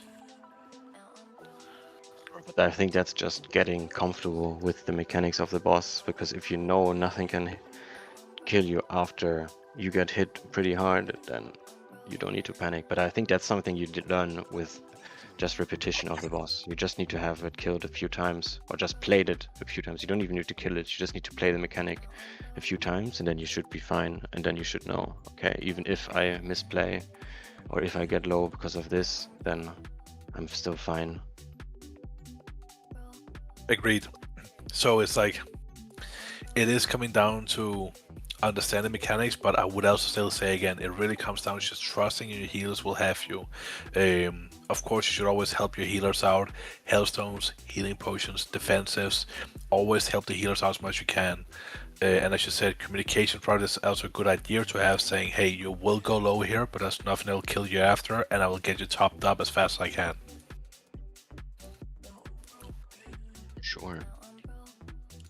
It's always the most important thing, I feel like. Communication, and then everything else can be adjusted. Let's try to take the team here that has the don't use on the WebSocket just to see how bad it might be. Okay, yeah, that stream is really lagging, and we can sadly not be watching that one. Let's see here with Team 9. This one seems it got paused. Nope, there we go. They're about to finish up their 19 Streets of Wonder here. It is a full boss HP, so it is gonna take approximately 3 to 4 minutes to kill it. And if they're not afraid, if they're not how to say careful with the interrupts they're doing, it can also be one of those bosses you just wipe on because of ridiculous one mistake here. For example, jumping back and forth, and I can see it being hard controlling it with the controller. For sure, seems to be annoying, especially if you play it so close to the. Yeah, exactly, and it looks like there's a lot of those, like, you know, look around, turn the controller, you know, like, oh my god, you have to sit there and wait till the screen turns around for you. It's just not like double tapping your mouse instant 180. Yeah, these bosses does get scary with controller, that's for sure. Yeah, but I feel like this boss is also very RNG reliant or based with his portals. Because you can be lucky and get perfect portals all the time, or sometimes you are like, okay, I need to take 2 portals to basically reach my portal I can actually use to save me to get out of the ring. It's like right now they only have triangle, and depending on where triangle will move, they might have to move again. Yeah, this one could be. They're doing just fine. They're getting through it. They still got the debuff though, but they're getting through it, so that's nice. And it does seem like this is gonna be an easy 19 in the bank for them. Sadly, this is one of the teams that couldn't get their Walker Flux to working, and it does look like they maybe didn't even get it to work at all. So that's gonna be a lot of manual counting right there. So we're gonna have to see how it's gonna tally up for this team here when they're finishing up. Oh, what they're doing? Interesting. Getting hit by the ring, but they're fine. They're just pulling through. They got it, and they have now succeeded for another 19 key there. Let's see how the lowest scored bracket is faring. They're doing their 15 key right now. Currently, this team here is on the last place according to the scoreboard, but again, we do believe the Walker Flux doesn't work here either. At least doesn't look like they're getting score because they have 4 runs, but they only got 3 points. So something weird is going on here with the bracket B team. The other ones, there's bracket B as well, have done 5. This is a stream we cannot see because it lags too much. It has done like 5 runs and there's 16 points. So something looks like with team 9 there as well, or team 10 here, sorry, that their Walker Flux also a bit screwed up there.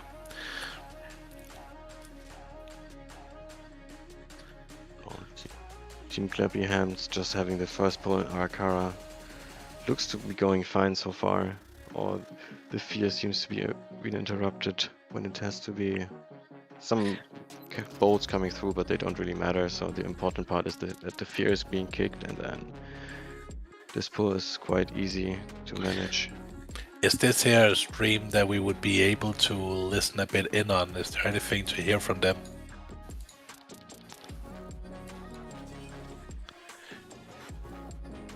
Alright. So we'll see if there's something we can hear here.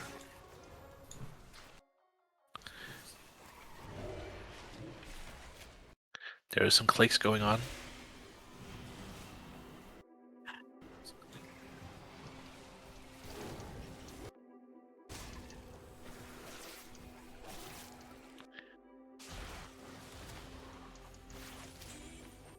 So it sounds like their Discord audio is actually very, very low here. So we might just have to turn off that audio again. However, like that team is very interesting as well. It's a team that has some raiders in there. Like the Restoration Druid is also one of their warlocks in their main team. He's a really good performer, both in the warlock and Restoration Druid. Flincy is one of the officers who's been playing a bit of everything what they need in the time of need. He's switching around. And then Jackler is their Devastation Invoker on the raid team as well. But Twang, she's a newly added housing officer to their guild. She haven't done much with keys and much PvE content, so watching the performance here is actually quite good.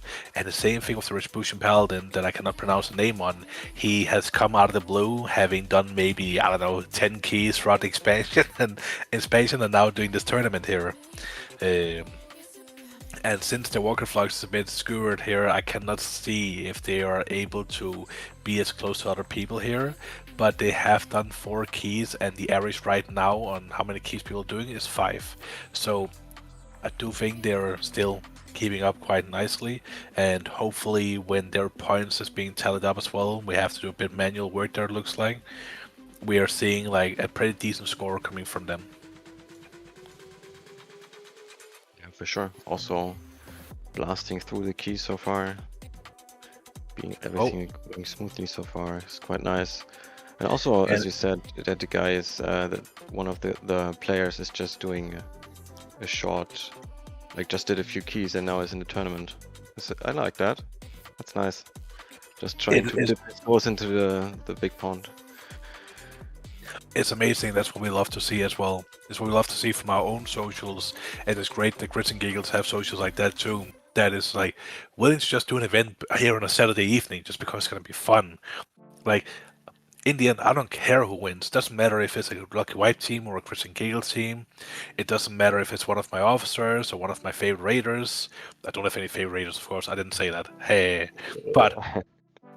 It's just amazing to get together on an evening like this here and have a bit of fun together. That's all, in my opinion, that really matters. So as long as people are also having a great time getting to know each other and just do some keys in a chill environment for themselves. I know it's a bit competitive with the tournament going on, but being mixed up with in their own guild and so on, getting to know some people they maybe haven't talked to before, maybe that creates a nice atmosphere overall for their evening. Maybe not just the evening, also then you hang out with those people more. Especially as you said, some of the teams did even some practice runs, right? So yeah, they're exactly. even spending some time already before that together as well. And that's what we are. That's what we also have seen in our own guild with the tournaments we've been having before, is that socials kind of learned as well that Raiders isn't like the scary dogs that you cannot talk to and so on. I do know some guilds have their Raiders as being holier than anything else, and the socials just have to kneel down. But here in Lucky Vibe, the social aspect, the social community is what is the most important for us. And it seems that they're wrapping up the 20 key here. Yep, that's a nice one. So it looks like they're gonna get some good points added to them now as well. Now that we're watching, Power Rangers just have finished their key too. We can just switch over to them as well to see how it's going there in Team 5. They should just be starting up on a new key. Yeah, so they're right now on a shared first place according to the scoreboard, but when it gets updated here in a bit, we'll see time eventually go up higher. Also, with the Team 1 going on, they're currently pushing a 21 key. It could be if they get this one timed and the other 122 was before, like they had 10 seconds left over. If that's the case, they might actually be able to shoot up to the to the first place as well.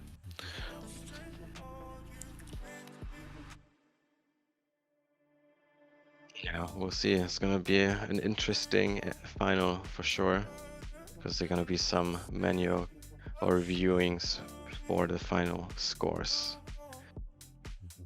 So maybe some team will have some false security of being like far enough ahead, and then actually being behind. I don't know when it might be behind. Yeah, exactly. Right now we see time eventually being at the 37 points here. That's but they might out of nowhere fall behind in a way that we hadn't anticipated. We can also go check on like how Duva's Goon Squad is doing here. They're currently in a Gambit Yeah, 17 just gonna key. start pulling It's a down. bit of issues to stream, it looks like. Maybe Dede can help us fix it. But it looks like they're currently doing a 17 key. Maybe they are going over to a bit more of a farming strategy as well with the key level they feel secure with. See the work being done there. Yeah, so they actually skips all the Still way through the kinda 19 because they've apparently already done that one. So now we're back in the 20 Gambit. As long as the Warlocks can. Or 17 key. So it looks Yeah. like they have probably plus 3 their 17 key and now are doing their 20 Gambit here. And You hard cast a lot hopefully of they pull through this things one. in They've had FD, one Roxy. death so far.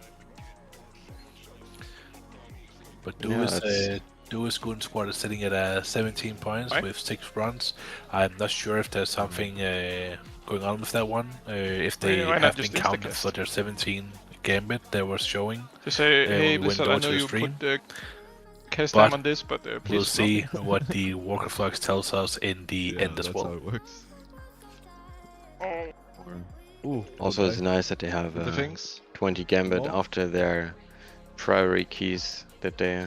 I think they had Missing. like at least 2 Where is it? attempts on the key, so it's nice having a different key that you can probably like easily blast through. Because I Didn't feel like even throw priority cheap is death there. it's What? it's a I it's thought a I did. short key, but it's still quite hard. There's like It's few a counters very on hard it. key, yeah.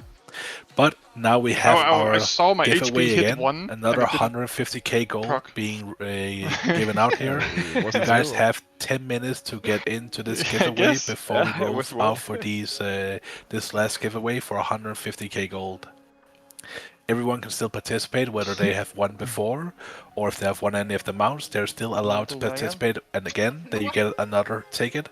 So get that ticket in there and get ready. Here in 10 minutes, we'll be pulling out another winner. Speaking of which here as well, I think the tournament has been going very nicely so far, and I think one thing that you and me should get done, Horog, as well, is that there has been uploaded some group pictures, and I think we should decide who we believe have made the best group picture here as one of the bonus objective that falls upon you and me here. One Sure. thing that's been a bit rough with this entire setup You of stop? I would say this bonus One. objective here. Where did my mouse go? Oh, it's fine.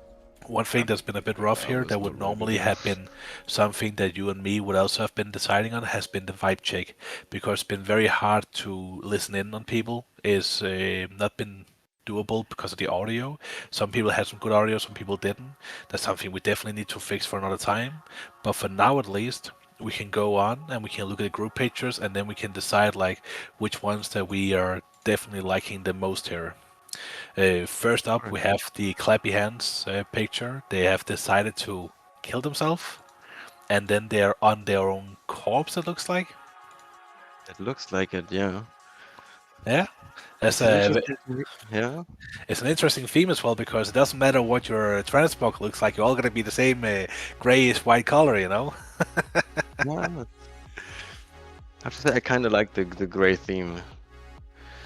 Like, it's for sure sad for the night elf, right? Just being like, Oh, yeah, the wisp, yeah. Yeah, they're just floating around as a wisp in that picture as well, that's for sure. What about, like, with Duva's Goon Squad picture here in front of the Priory Dungeon? It looks like they're gooning for sure. There's a lot of like nakedness going on in their picture. It's a copper Sure. spawning and so on. Manly Succubus on the other side as well. I mean that's a very funny picture. for sure. I like the mask from Destro Renoxy or Roxy, no, from Roxy. The mask, I like it. That looks cool. Also on the dwarf, the face mask is nice. Yeah. What about like if we go to Team 3 here? They have done a little bit of also with the like, you know, a bit prepping here with casting some spells. It also looks like the add-on where you can place the different characters. You can place like 5 characters in the add-on and make some neat art out of it. It looks like they've gone for like a more frosty play. and then a little bit of fiery as well, like frost fire going on there from the mage as well. I like the outfit in the middle, the mixture of frost and fire with the two Exactly. blades. That looks nice. It kind of looks like they're going fire from left and cold to right, you know what I mean? Then the middle one is like the double up, like the between, as they also wrote here, a symphony of fire and ice. For sure, for sure. I like it. Like having the transition looks cool. What about the Fat Kids one? The Fat Kids one. Looks like they want to go for more like a holy theme.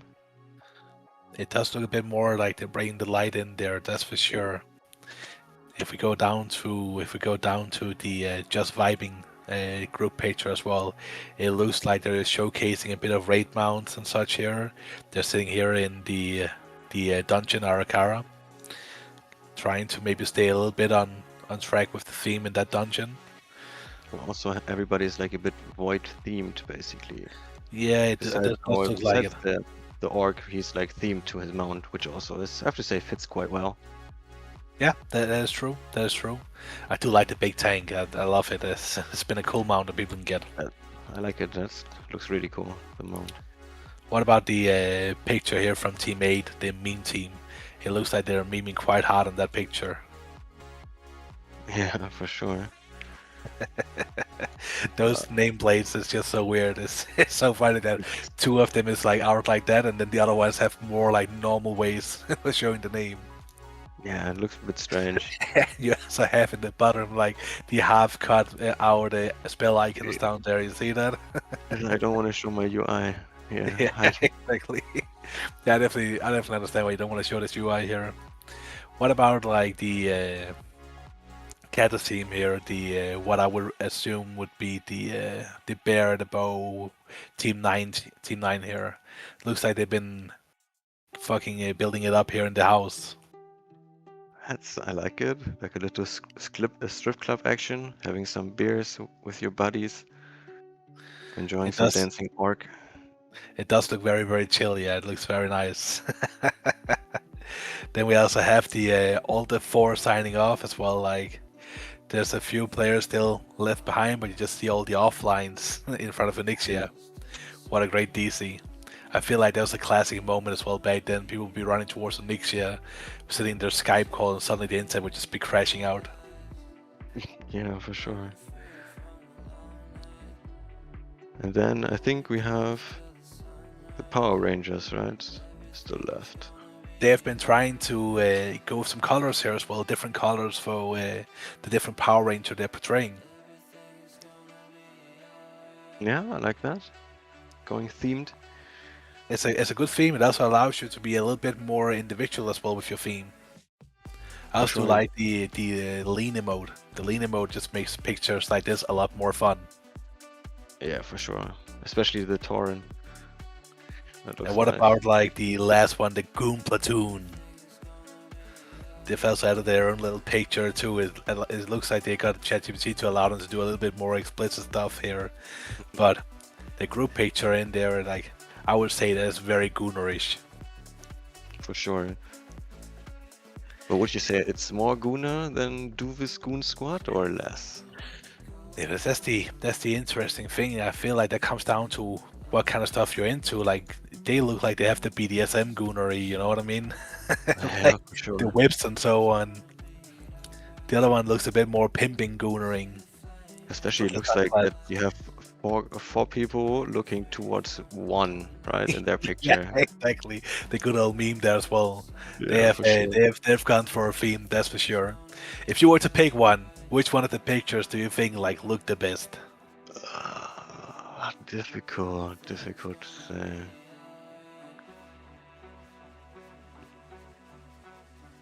I think I would go for top 3 first, and then let's see if we have similars, and then we can cut down. Because I can't have one for now. Then let's go for the good old markup. I'll be doing a red heart, and you'll be doing a blue heart, okay? And then we'll see if we have anything that lines up with each other.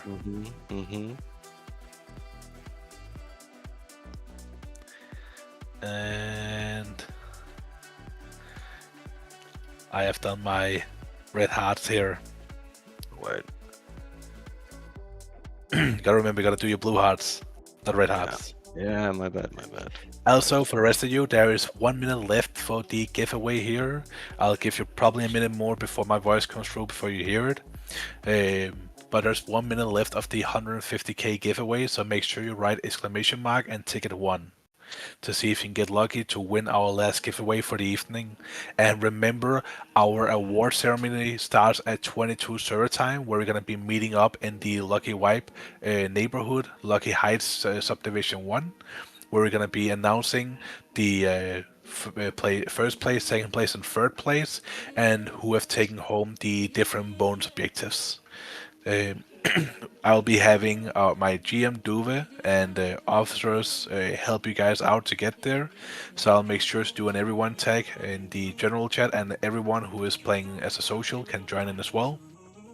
Everyone who isn't like participating here, whether you're from the Chris and Giggles Guild or if you're from Lucky Wipe, everyone is allowed to come over. And then we also have a channel for the award ceremony voice channel.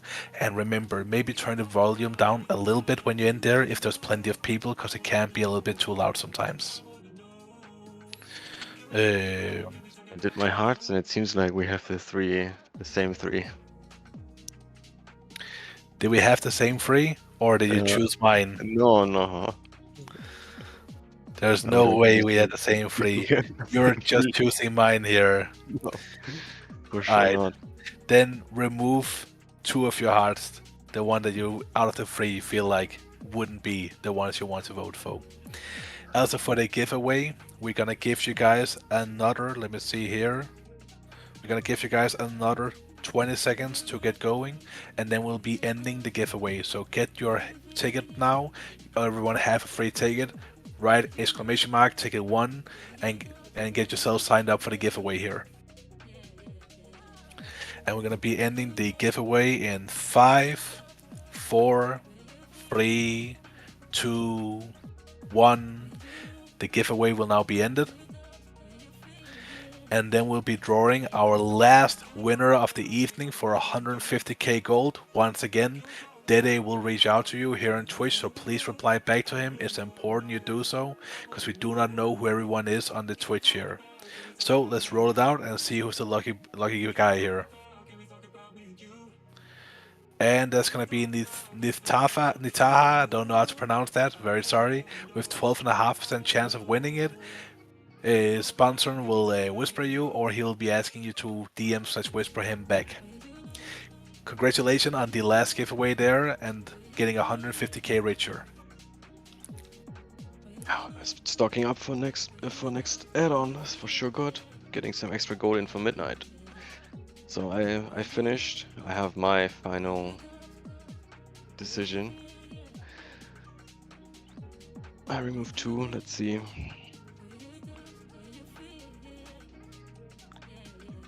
You have removed 2 now, you said? Yep. Let's see here. Have a look at Just Vibing right now. Yeah, seems to just started up Dawnbringer 19. Just finishing up the second pool and then going towards the ships. I think that the heart you put in as well is the one that I would definitely go for too. It's a really, really fun Gunnar picture and has a nice theme as well. It's an easy to see theme as well, what's going on there. For sure. I like the hidden meme in it. I like the meme that's like referring to. It's like... Exactly. So the big win here goes for Goon Platoon, winning the best group picture as well.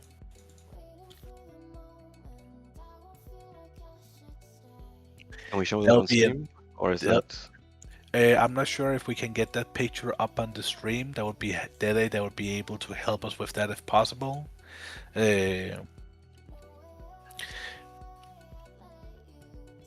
What are we... are we switching over to the countdown here? Yeah, then there should be... Let's see. Then there should be the picture there as well, yeah. Congratulations on the Goon Platoon winning with this picture here. An absolutely funny themed picture. And it's kind of fun to see that both Lucky Wipe and Chris and Giggles had their own goons gooning around as well. So huge congratulations to you guys. Do we get that German congratulations as well? Of course, guys. Congratulations. What do they win? What they win, you say? Well, for Yeah. their best picture, they win 20,000 gold extra per player for the team, so they get another 100,000 gold on top of whatever award they might win besides. Damn. That's nice. So it's a little bit of extra gold for the effort here and your pair builds and consumables you've been using. So hopefully they'll do them good. Let's head Sure. back to just vibing here for a bit and see how they are doing right now. They're currently doing the most buggy parts of the dungeon. And they're going for a 19th Dawnbreaker. But it It seems does- like so far it's fine with the bugginess because it's the second ship already, so they are more than halfway done with it, so they might just get through. And then the rest of the dungeon is fine, at least not buggy. So otherwise, the dungeon I feel like is a nice dungeon. If it wouldn't be buggy, it would be a quick and easy dungeon to play. Agreed. I do think Dawnbreaker was really cool when it first came out. I was like, well, we'll probably see them fixing up these things here. Sadly, it was not something we got to see fix off really. But I still think the concept of the dungeon overall was really cool, and it just had this moment here on these ships that was really messing up with your timers. Yeah, for sure. Like there has been a few times I just both or fell through a ship while like flying or while dismounting. So it's a bit sad that they didn't fix it when the community wanted it back, right? So Yeah, agreed. put a bit more effort into fixing it, but maybe it's just like a groundbreaking thing that it was not able to be fixed, but we would never know, I guess. It does also look like Time eventually went for the strategy of doing a little bit lower key than what they have been doing before, but in order to time it easily before the time runs out for them. However, I do believe they should probably have aimed for a 19 key to min-max their points because they still have plenty of time left for this one here.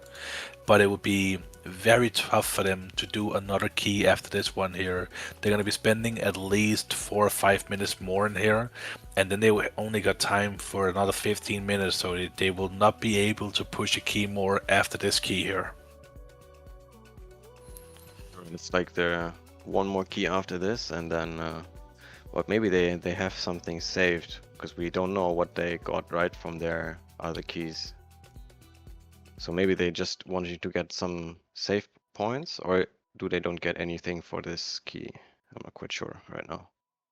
They are going to get points for this key here in the bracket they're in right now, but they're just not min-maxing the amount of points to be getting and still be able to do another key afterwards.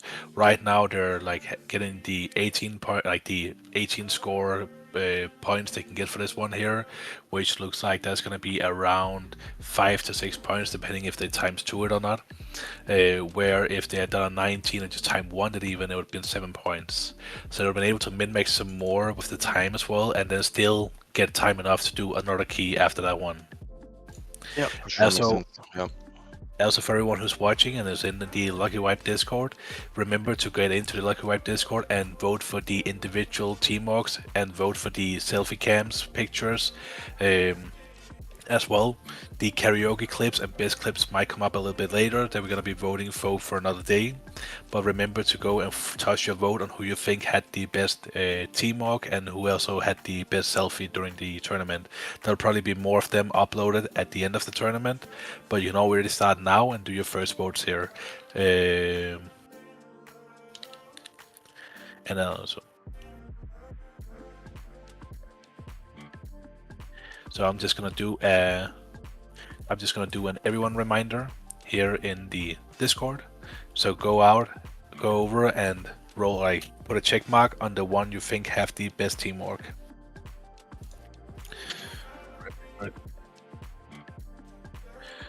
Who said that? Big Duve. Yeah, as long Yeah, as of it's course. before 21:30, but I think he has it earlier. No, it was after after the giveaway, our last giveaway. He said. Oh, asked, yeah. It should But be new. Dua's team can still start another one, yes. Yeah, So for they sure. can still go for another one, yeah.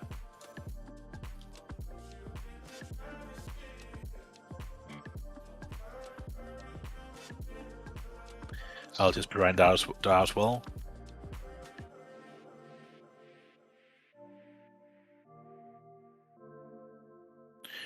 It seems like timed eventually is good on count as well, with having the mini boss still alive and so having some extra trash. Maybe even pulling one of the trash on top of the boss to save some time there. What we're gonna see here is that what's gonna be interesting is whether the team here decides to go for like an end key that's pretty high. And I just hear from Dede as well, the Halls of Atonement, Team 1 failed the 22 key, was only 5 seconds over time, so we're gonna let that one count in. So they're gonna get the points for a 22 key added, which is gonna be another 11 points to their score. They'll be added after the tournament has ended. So that's gonna shift the tables quite a bit. It is indeed going to shift the tables quite a bit, and now it is going to be a bit more scary to be in the top, because the points here will definitely look different. Like if we're looking at a different already now, then Fat Kids Hearts Kidnap would be at 38 points, where Timed eventually would be at 37 at the moment. And we can take a quick look over here to them as well, and you can see they're doing a gambit right now. They're doing a gambit. What is this here? Is that 14. an 18? 14? Are they 14. leveling? Are they leveling up keys? Yeah. So this could be maybe a bit rough for them doing that. They're trying to get.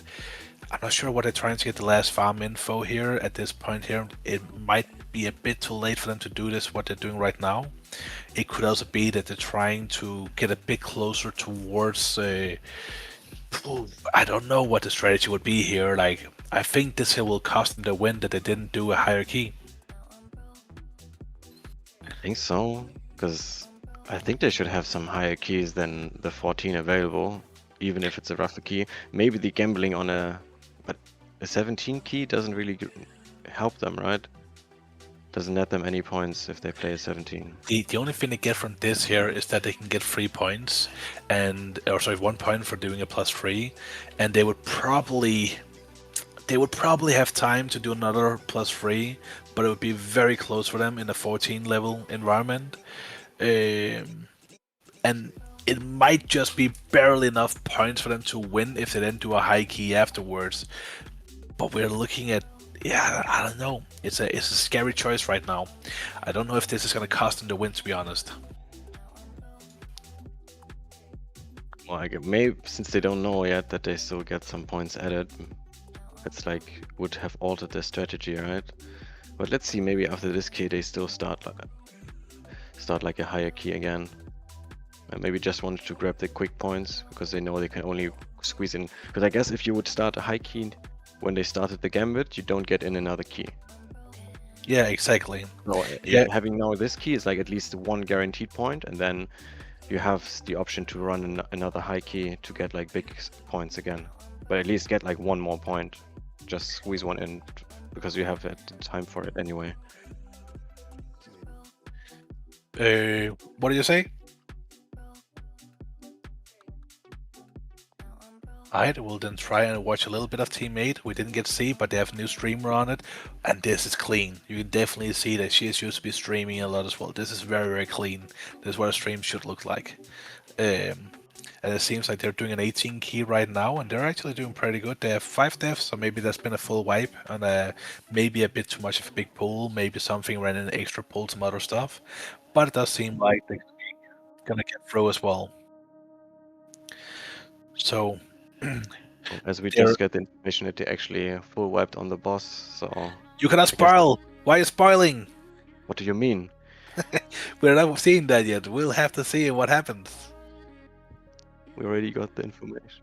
Yeah, but you got the information from production because he's seeing their stream even more live than what we're watching it as. No, I mean like the original 5 wipes. Oh, it's the original 5 deaths. Yeah, Okay, yeah. okay. My bad. Oh yeah, I can see the skeletons as well. Okay, fair enough. I don't think production can be that far ahead. I'm being over dramatic. I'm spoiling the past for you, subs. Yeah, don't do that. So we're actually getting very close to... Oh, it just hit it now. 10-minute marker is left. There's only 10 minutes left of the tournament here. It does look like the timer we have is a bit off, though. my time here in Denmark says 19 o'clock, so we have 11 minutes actually. So they're getting till 21:30, where they have to then be finishing up the last key, and I'll give them a little shout out as well so they know that. Let's see, but playing the boss clean so far. I think they even used Bloodlust Forest. I think the cooldown says, or the debuff says 9 minutes. Just trying to get it down quickly, since they lost a lot of time because of the full wipe. But they should still be in time, manageable to time this key. Agreed. Let's see here what Just Vibing is doing right now. They're sitting on a 19 Dawnbreaker still, of course. Then we have Timed Eventually. They're in their last 20 key. So this will be the last key of the tournament they're going to be able to get done here. And it does seem like they also just barely started it, so they would probably not have had time to do a quick key that would be easy and then get into 20 key right after. So I do believe that not min-maxing their previous key could also be a close call for them. But we'll have to see how it's turning out towards the end. Because right now they're on 43 points already, so they're pretty high up there, but it can still go pretty quickly. We're having a team here that's about to finish up their last key, where they can then have time enough to go into another one. So they do have time to go into another one.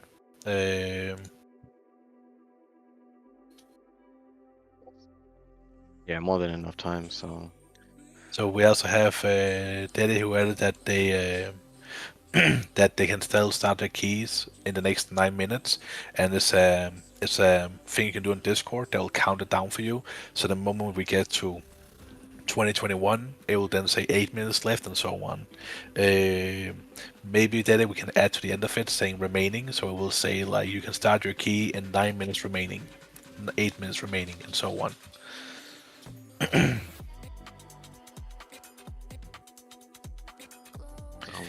Alter4 just finishing up the last small ad, or like the last ad, and then going into the boss, and then it's not going to be a +3, but a strong +2 to snack some points.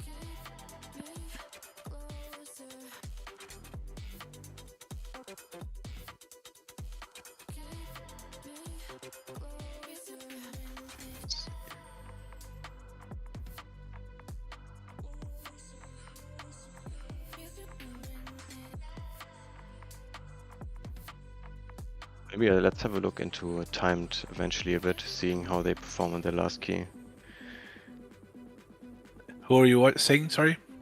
Timed eventually. So. Oh yeah, that's gonna be a bit interesting here to see. But there's a few spots in Floodgate that could be dangerous. I agree, but they're so early in the key that it's not going to be that fun to watch them right now. It looks like Power Rangers is setting up for their last key as well. They're sitting on 35 points, and considering the time eventually is sitting with a 20 key right now, then they would have to really do a high key in order to win here. And I don't think they have that high key. They would need to do like a 23 key, it looks like. I don't know if they have that high key sitting in the bank locked up there. We have the Goon Squad doing their last key, a 21 key, and is inside the Hall's Atonement. So they gotta be careful, but they cannot be slacking off. We've seen the other team, Team 1, being 5 seconds over, and I don't think did they have any deaths? I can't even remember if they had any deaths. Yeah, they had one death, otherwise they had wouldn't have been one over. death, and that's what, like 5 seconds you lose only right now when you're this high level key. So they only, like, that one death is the difference between them timing it or not, but that's a 22 key, and they're trying their luck here with a 21 key, having 2 warlocks on their team as well. This is going to be a very, very tough key for them to do. Over at the Goon Platoon, they're also just starting off for the next Arakara. Sorry, what are you about to say? Because they don't have a DK in their group, so having the horse is a lot more stress on the tank, collecting the mobs, especially like the range mobs, the Houndmasters. So Duve is gonna have a hard job in that key. And that's for sure. And we see here that the meme team, they are halfway soon through their 18. But is it really a halfway? Because there's still a mini boss in there as well. Would you argue that the mini boss would count towards not being halfway when they kill this boss here? For sure. The mini boss is. I had keys where the mini boss took more damage to kill than any of the other bosses. Like one single mob, even though I think he only has like before pre-patch, I think he was like roughly around 1 billion. So it's like a tanky mob, but not too tanky. But because of all the sustain, you like had to triple kill him or like even kill him 4 times because he regenerates so much if you're like slacking on damage. So for sure. I guess when you are I would say before you start the 3rd boss, you're maybe like halfway done. Somewhere like there. Because I think it's a fair assumption as well, because that mini boss does just take a long time. And we're watching here as well that Team 9 is doing the last 17 key, which is quite interesting. They chose a 17 key, didn't they just get out of the 20 key they just completed? So, or was it a 19 they just did in the Echo Dome? So that's an interesting choice, not going for the level they know they can do, where they could just deplete the other key there. But it's still fun to watch the controller play. I love the way they pop off the mountain. You gotta be quick with that. And let's see, how does the flying even works going over to this one? He even flies down and under. Let's see. It looks smooth. It doesn't look too bad, but I would probably not choose the flying disc. It looks very weird. For sure. And I can also see he has a ticket already.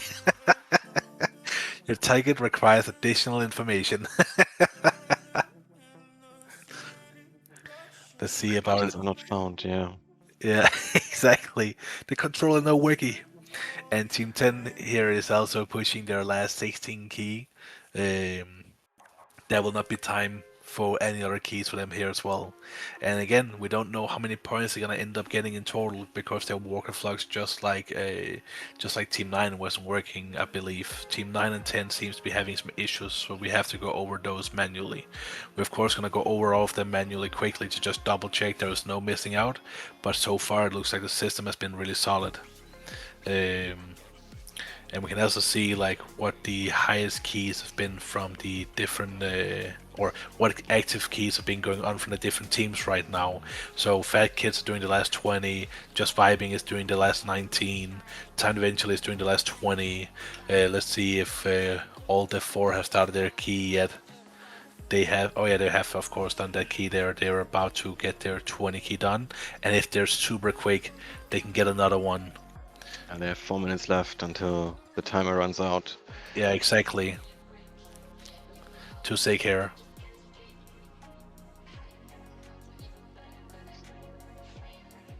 Alright, let's see what they will go for next. I think I saw a 20 key. I just had to go rush them a little bit there, be like, go, go, go, go, go, you have your last key. And it seems like they're going for an Echo Dome last. They're going for an Echo Dome here, yeah. So let's see if this one is gonna be doing them any favors here. And I do believe as well, with Team 9 being in the start of their Dawnbreaker here as well, soon we can probably get an update from Dede. But with Team 9 here being the Dawnbreaker, Team 4 is going to be the last team we're going to be waiting for to get their key done. So they will be done around the ceremony, it looks like, if it's going to take them to 30 minutes here. So that's going to be a close one for them, and then we'll be tallying up the votes, and we'll be having a bit of fun with the entire award ceremony, getting everything set up, get everyone over to the neighborhood summon people.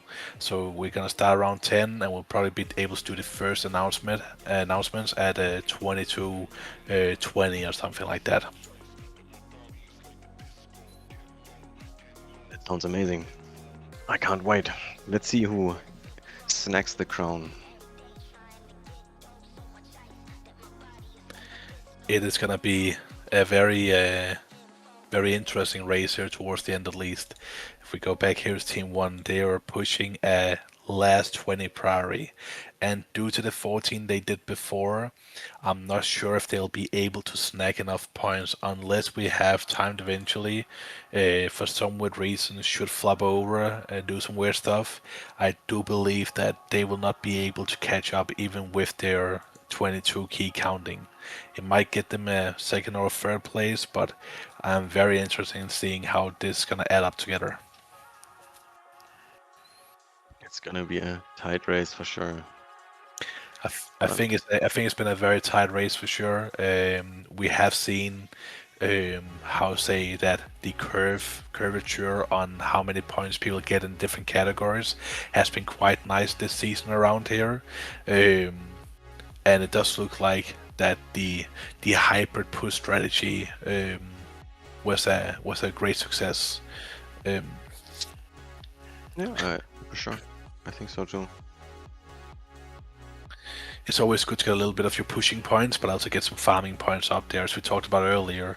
Like out of nowhere, your points can just explode from being able to farm like your keys like 3 times in 1 hour. You know, so there's a lot of like points be able to be earned there. So this entire thing here is. This entire thing here with like this system of brackets and so on is definitely showing off now as well that it is rough to be in bracket D. It's very rough to be in bracket D due to their higher rate IO scores from the last 2 seasons, whereas like it's a bit hard to tell whether it's a bit unfair the advantage right now, or if there could have been a smarter strategy behind the entire thing. And then also, of course, having maybe the same classes, like we're seeing the Duelist Goon Squad being faced by. It could be that the same classes, when you're pushing these kind of keys, can be very rough with when you're in a bracket D, where bracket D is also for those who are well versed in keys and very well skilled with their classes. So if they don't get a good variety like this team here has with the Elemental Shaman, Unholy DK, and Havoc Demonder, if you don't get this kind of variety, it can maybe be very hard as bracket D to fight your way up. Or it's not going to be easy, but on the other, I think most of the bracket D players have more than one geared character that they can play on a good level, right? So Potentially, it doesn't necessarily go for everybody, but there's a very high chance that you can do that. Yeah. but yeah, of course, it's like having a good variety in your team is always nice to have. That's why we Yeah, and when you get picked with the Wheel of Destiny, you just don't have a clue whether you're going to be teamed up with somebody who's doing really good in keys, but are playing the exact same class as you, maybe even as alts. We've seen that before, where people are like, I played this and this and this, and the next guy be like, yeah, I played the same. So it's like, it's sometimes very hard to get a good variety of the classes you need either way when we get randomly chosen by the Wheel of Destiny into a team. Sure. Which also adds to the entire tournament. Some people might get into a team where they really have to think about the strategy they want to use for the tournament, and they maybe have to do extra practice that other people don't have to. If their classes and such just isn't lining up, maybe there needs to be a bit more discussion about should the 2 warlocks on Duelist team, should they both be playing Affliction instead of having one Demonology, which clearly doesn't perform the same as Affliction does right now. Either having 2 afflictions then for a similar set of damage, or something else. But it seems like Timed Eventually is having problems on MoMA, which this here can be a little bit scary, and as we talked about with Ash as well, like, could this be one of the moments where they're getting a bit too cocky, you know, being a bit too risky?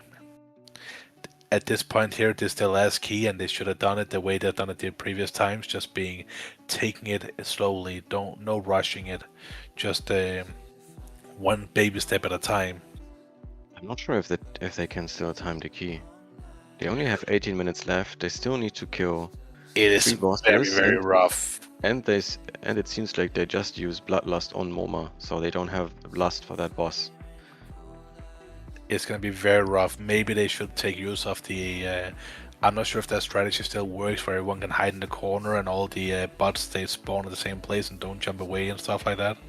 But they should definitely take use of that strategy right now to get the min-maxing of their AoE right going. Yeah, but it is. I've never tried it myself, but I've heard that you need to be pixel perfectly stacked. So I'm not sure if that's possible if you haven't practiced it before. It could be rough. I was sitting here with their streams on the Team Stream GG as well, because the volume is a little bit better there, but not much. And it does sound like they're keeping their composure timed eventually. They're just being like having Gabby calling out on what to do and how to approach, whether to use the defenses and such. So I do think if they're doing a good pull where they don't flop over, they might be able to make a decent comeback there. Yeah. Could be possible. Ooh, over at Team 4, they're actually trying to go for the Giga strategy here. All the 4 boss pull is trying to get their 22 key done. They're sitting in the bracket C, and that means that key time just with 1+1 is going to be 13 scores for them. So that's going to be a lot of points. And again, as we talked about before, if timed eventually actually messes that key up there right now, then this key here, if it's timed, could bring them the win. But 22 is still a really, really tough key to time. Tough key to time, but I would say if you time a key at 22, then it could be for sure an Echo Dome, because it's for sure one of the more simpler dungeons, or easier dungeons, let's put it that way. So the chances are not too bad for them, but we'll see if they perform good. So the first boss just goes down. Let's see how much they gather up for the next pull. If they go big or they just keep it standard.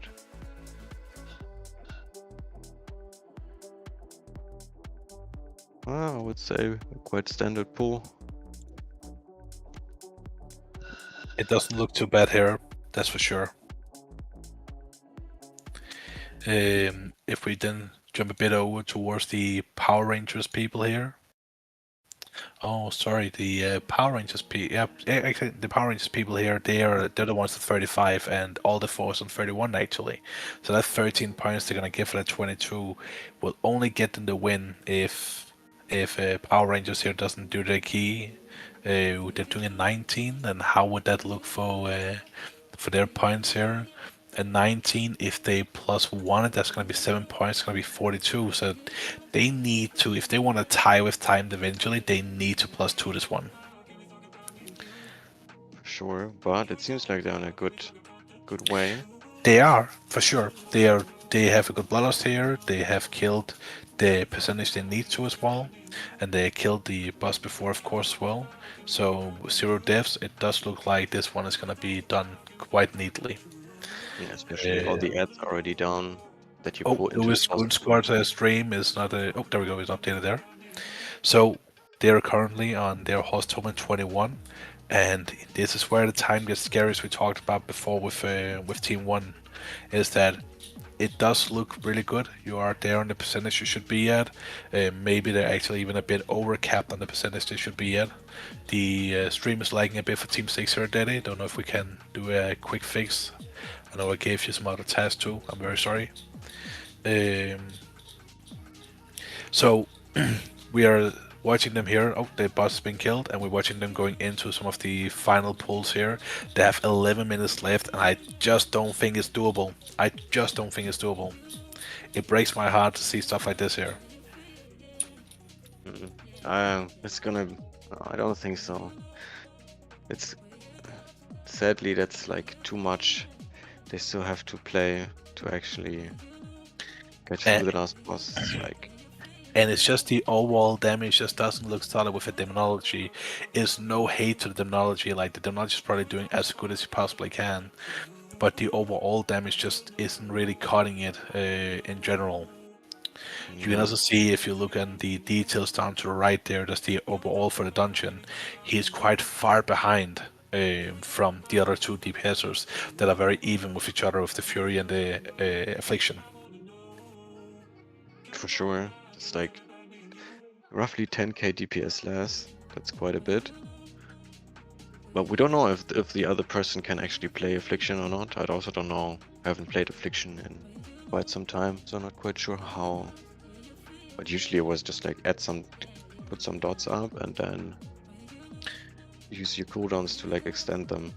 And They have reverted back to that kind of gameplay as well. From what I've seen, is that it is back to like some of the more old Affliction gameplay, which I know a lot of Affliction was very happy about too. Which I fully understand. Like there's been a lot of like pruning to different classes, and I think some of it has been doing the classes really well. We're watching here the Team 7 Goon Platoon trying to finish up their last 20 key as well. Again, there's one of those Arakara keys here that's still missing the second boss. That's going to take quite some time away from them. They have around 2 minutes left on the Bloodlust, so they need to reach the second boss by that time, unless they want to save it for the last boss. What do you think? Why do you think that Harsei will be seeing the Bloodlust coming out from these guys? I think they should use it on the next boss. It does seem Saving like time eventually. Did not time it eventually anyways. It seems like they had to call it quits on that key there. So, very well played. They have done a great job in this tournament here. They have really been powering through. They're super sad when that last key just doesn't pan out for them. But they've been doing a lot of good work, and I think it's been a very, very nice tournament watching them as well playing here. For sure, there was some very good performance from those guys. So it seems like the meme team as well just wrapped up their last key. I didn't get to see what level this one was here. It's an 18. Sure. 18. So yeah, they did another 18 here. Oh yeah. So we also have Team 8 being wrapped up now. Let's go a bit over. 9 is also wrapped up. Already chilling It's getting close to, but I'm not sure what they're doing up on the ship with only 86% enemy forces. Maybe they're doing the strategy of like flying down and killing that one mob pack before you go, like while the boss is flying away. If you know the strategy I'm talking about. Yeah, that you have in those like 1 minute or what it takes, or 45 seconds. You just kill an extra pack to save some time. Exactly. I've never played that myself, to be fair, but I've seen it done before. And it makes sense, because it seems like the cast of the boss in the end, if you don't interrupt it, it doesn't even take damage. It seems like it's not scaling with key level, so just does M0 damage, so you can just tank it forever. Or at least it used to be like that. Maybe they fixed it.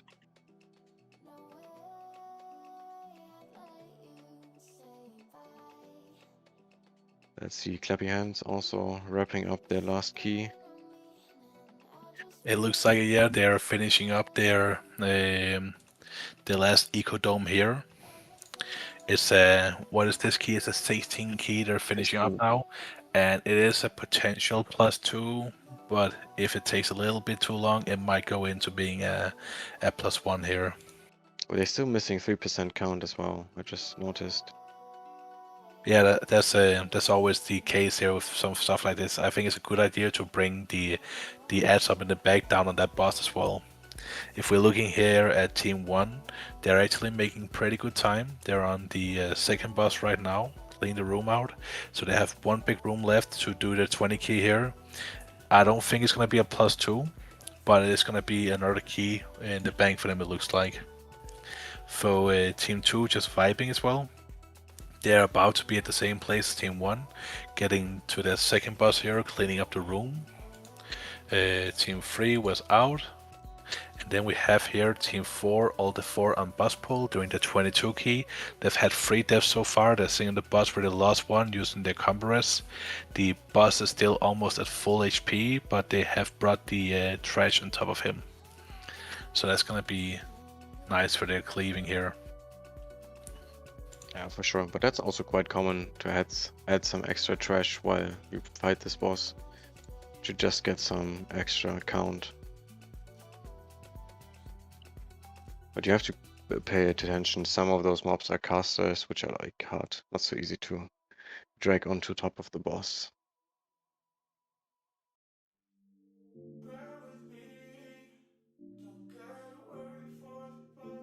Might also be a close one for them. Looking at the times, because they still need like 50% count, which is quite a lot. So Agreed. There is a you still need that count to go with you as well, and that can be a little bit tough. Let's see here how Team 5 is doing. Power Rangers SED. This is what we talked about as well. When you're sitting in Operation Floodgate, then it can become very scary that you only have 12 minutes left here for 50%. They only have one death though, so they should be able to power through it still. The Power Rangers. It looks like Duvis Goon Squad as well is done with the keys here. For Team 7, the Goon Platoon. They are doing fairly okay, but at the same time, I could fear a little bit that that key right there is maybe not timeable. They're I on don't think the so. no. They have 9 minutes. They have 9 minutes left. The boss is basically full HP. It's like, what is it? Yeah. 85% still left. I don't think this is. I just think that's doable. I am very happy to see how many teams try to push out of their league as well to see if they could do it. Here with Team 9, they're gonna get their last key finish up as well. They're gonna get their last 17 key, it looks like, and it looks like I skipped over the meme team, but it looks like that meme team is finished up as well. And if we switch over to Clappy Hands, they've gotten their last percentage found now, so they just need to kill it, and then they'll be able to finish up their last 16, and they +2 this as well. So that's a great way to end the tournament, getting that last +2 key in. It can sometimes do some nice favors for you. Getting some extra points in the end, for sure, nice. I think it'll be very interesting to see where this entire thing ends up with. We have Team 1 giving it hell here towards the very end. They have their last 20 key they need to sort out.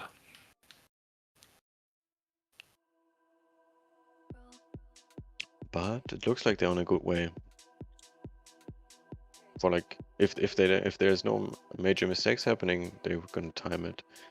It's like, I don't think they're not gonna make it +2, but solid 20 in time. Yeah, exactly. They just don't need to rush it now. Just don't avoid any unnecessary mistakes.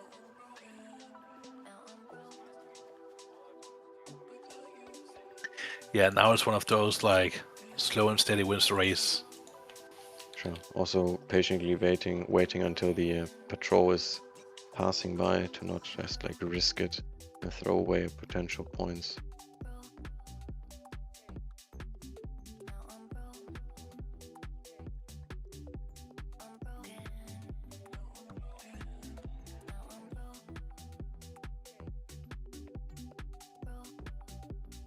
Just vibing, just shortly behind.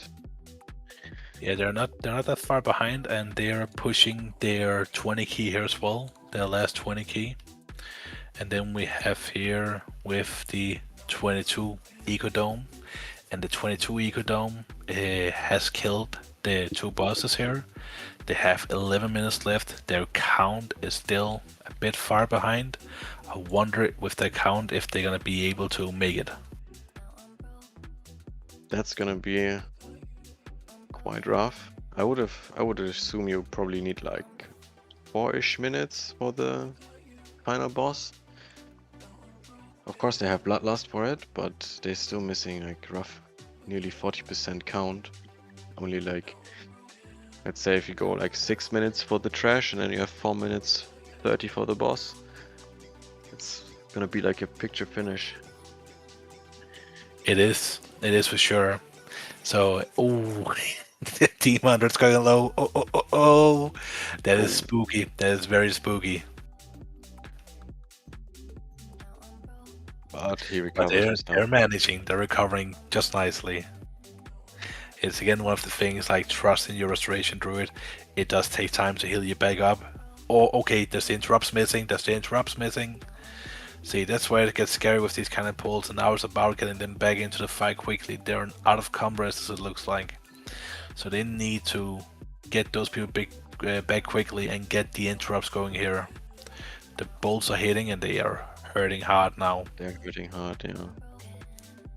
They need another Sigil Silence come up soon, but it's going to be 20 seconds before the next one. And there's the healer going down as well, and that might actually be their end of that 22 key. They really try to do that last big push, and this might be it. Yep, this might be it. It is not going to be timeable anymore. It looks like they needed to kill this pack here. It's way too big of a pack. For 33%, doing it in 7 minutes now is going to be almost damn near impossible. And no matter what happens now, yeah, they will have to wipe it there.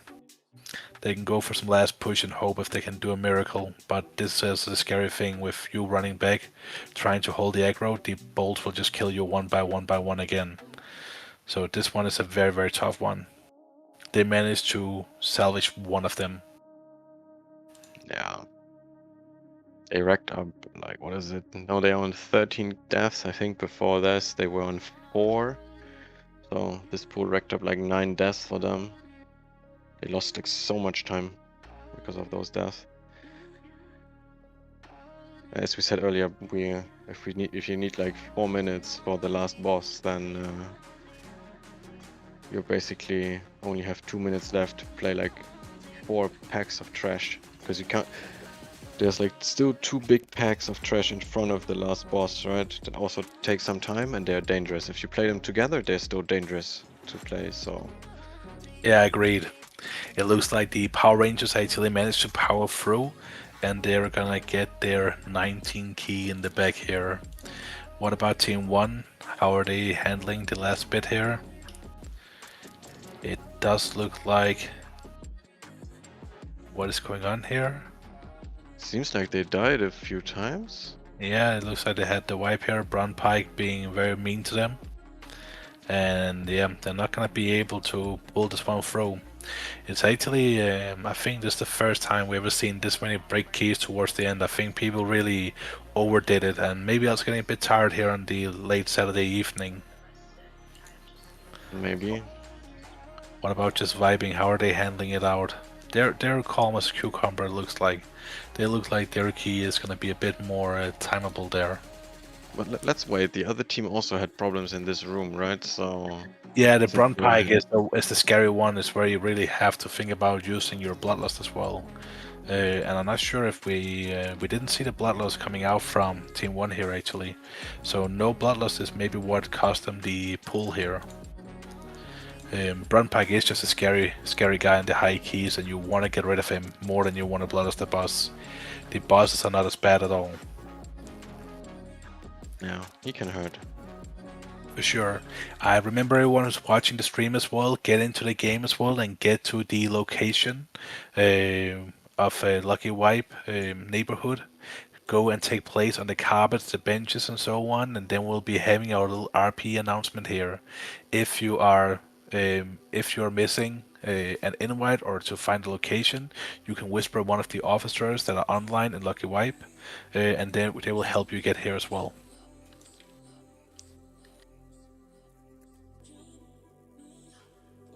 So let's see. Now they're just starting up Brown Pike, but I think they seems like they're keeping it safe, just playing him with his 2 casters.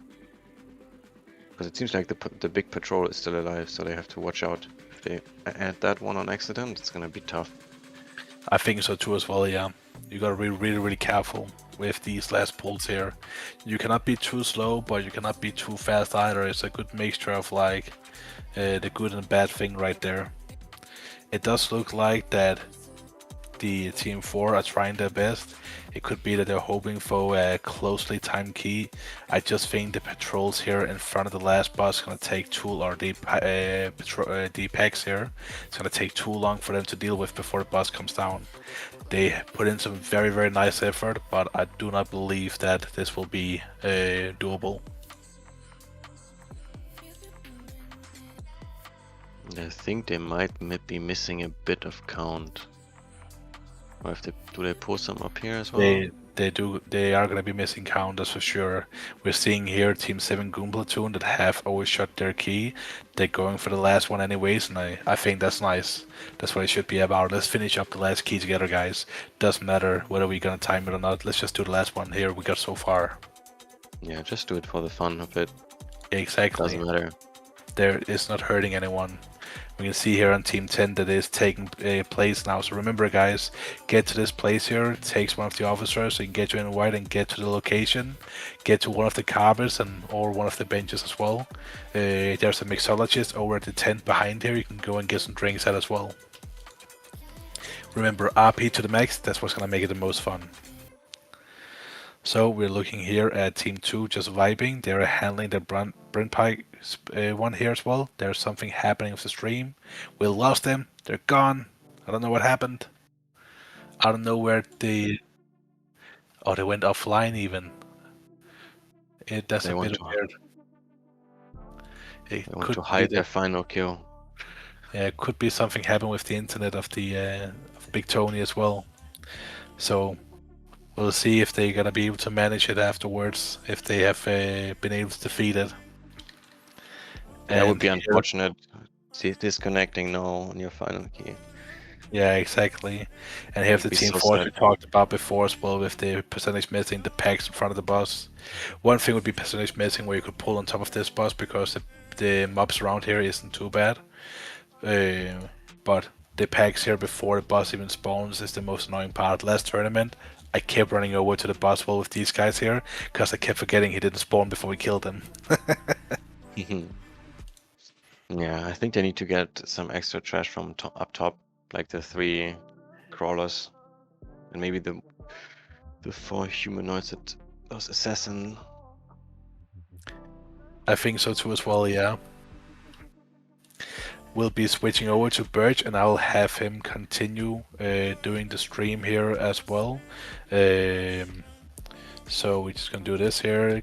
Can you keep the stream open for the ceremony? Thank you. So we're gonna keep it here on Birch now. We can just go to the scoreboard for one quick look here.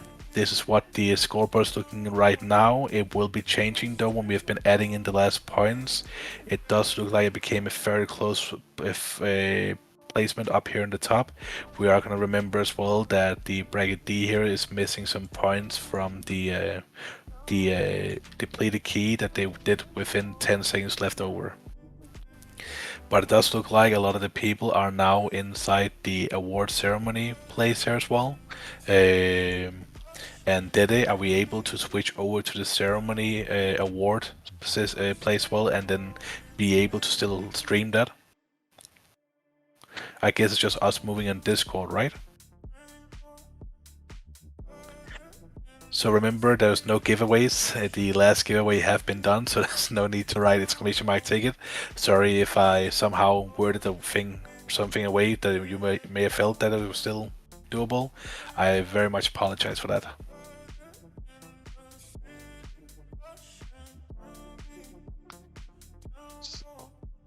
I should also be going there, huh? Need to log in. Yes, so we'll all be going over there in just a bit here. There's going to be the 3 more minutes left. We are currently also doing the manual count now for the remaining bit, and it's going to take probably another 20 minutes before we're able to do so. When we have gotten the final countdown from Dede here, then we'll be announcing the winners for that. And in the meantime, remember, you can still go and vote for the best selfie cam and the best individual vote as well. Hopefully there's some more karaoke as well, clips coming up that people can upload after the tournament. If there's no other clips uploaded and the clips there, then they'll be the automatic winner. Looking forward for some funny clips. Absolutely. The clips will give a bit more time before you have to do it. It could be anything, right? A good play, bad play, funny jokes, whatever. Exactly.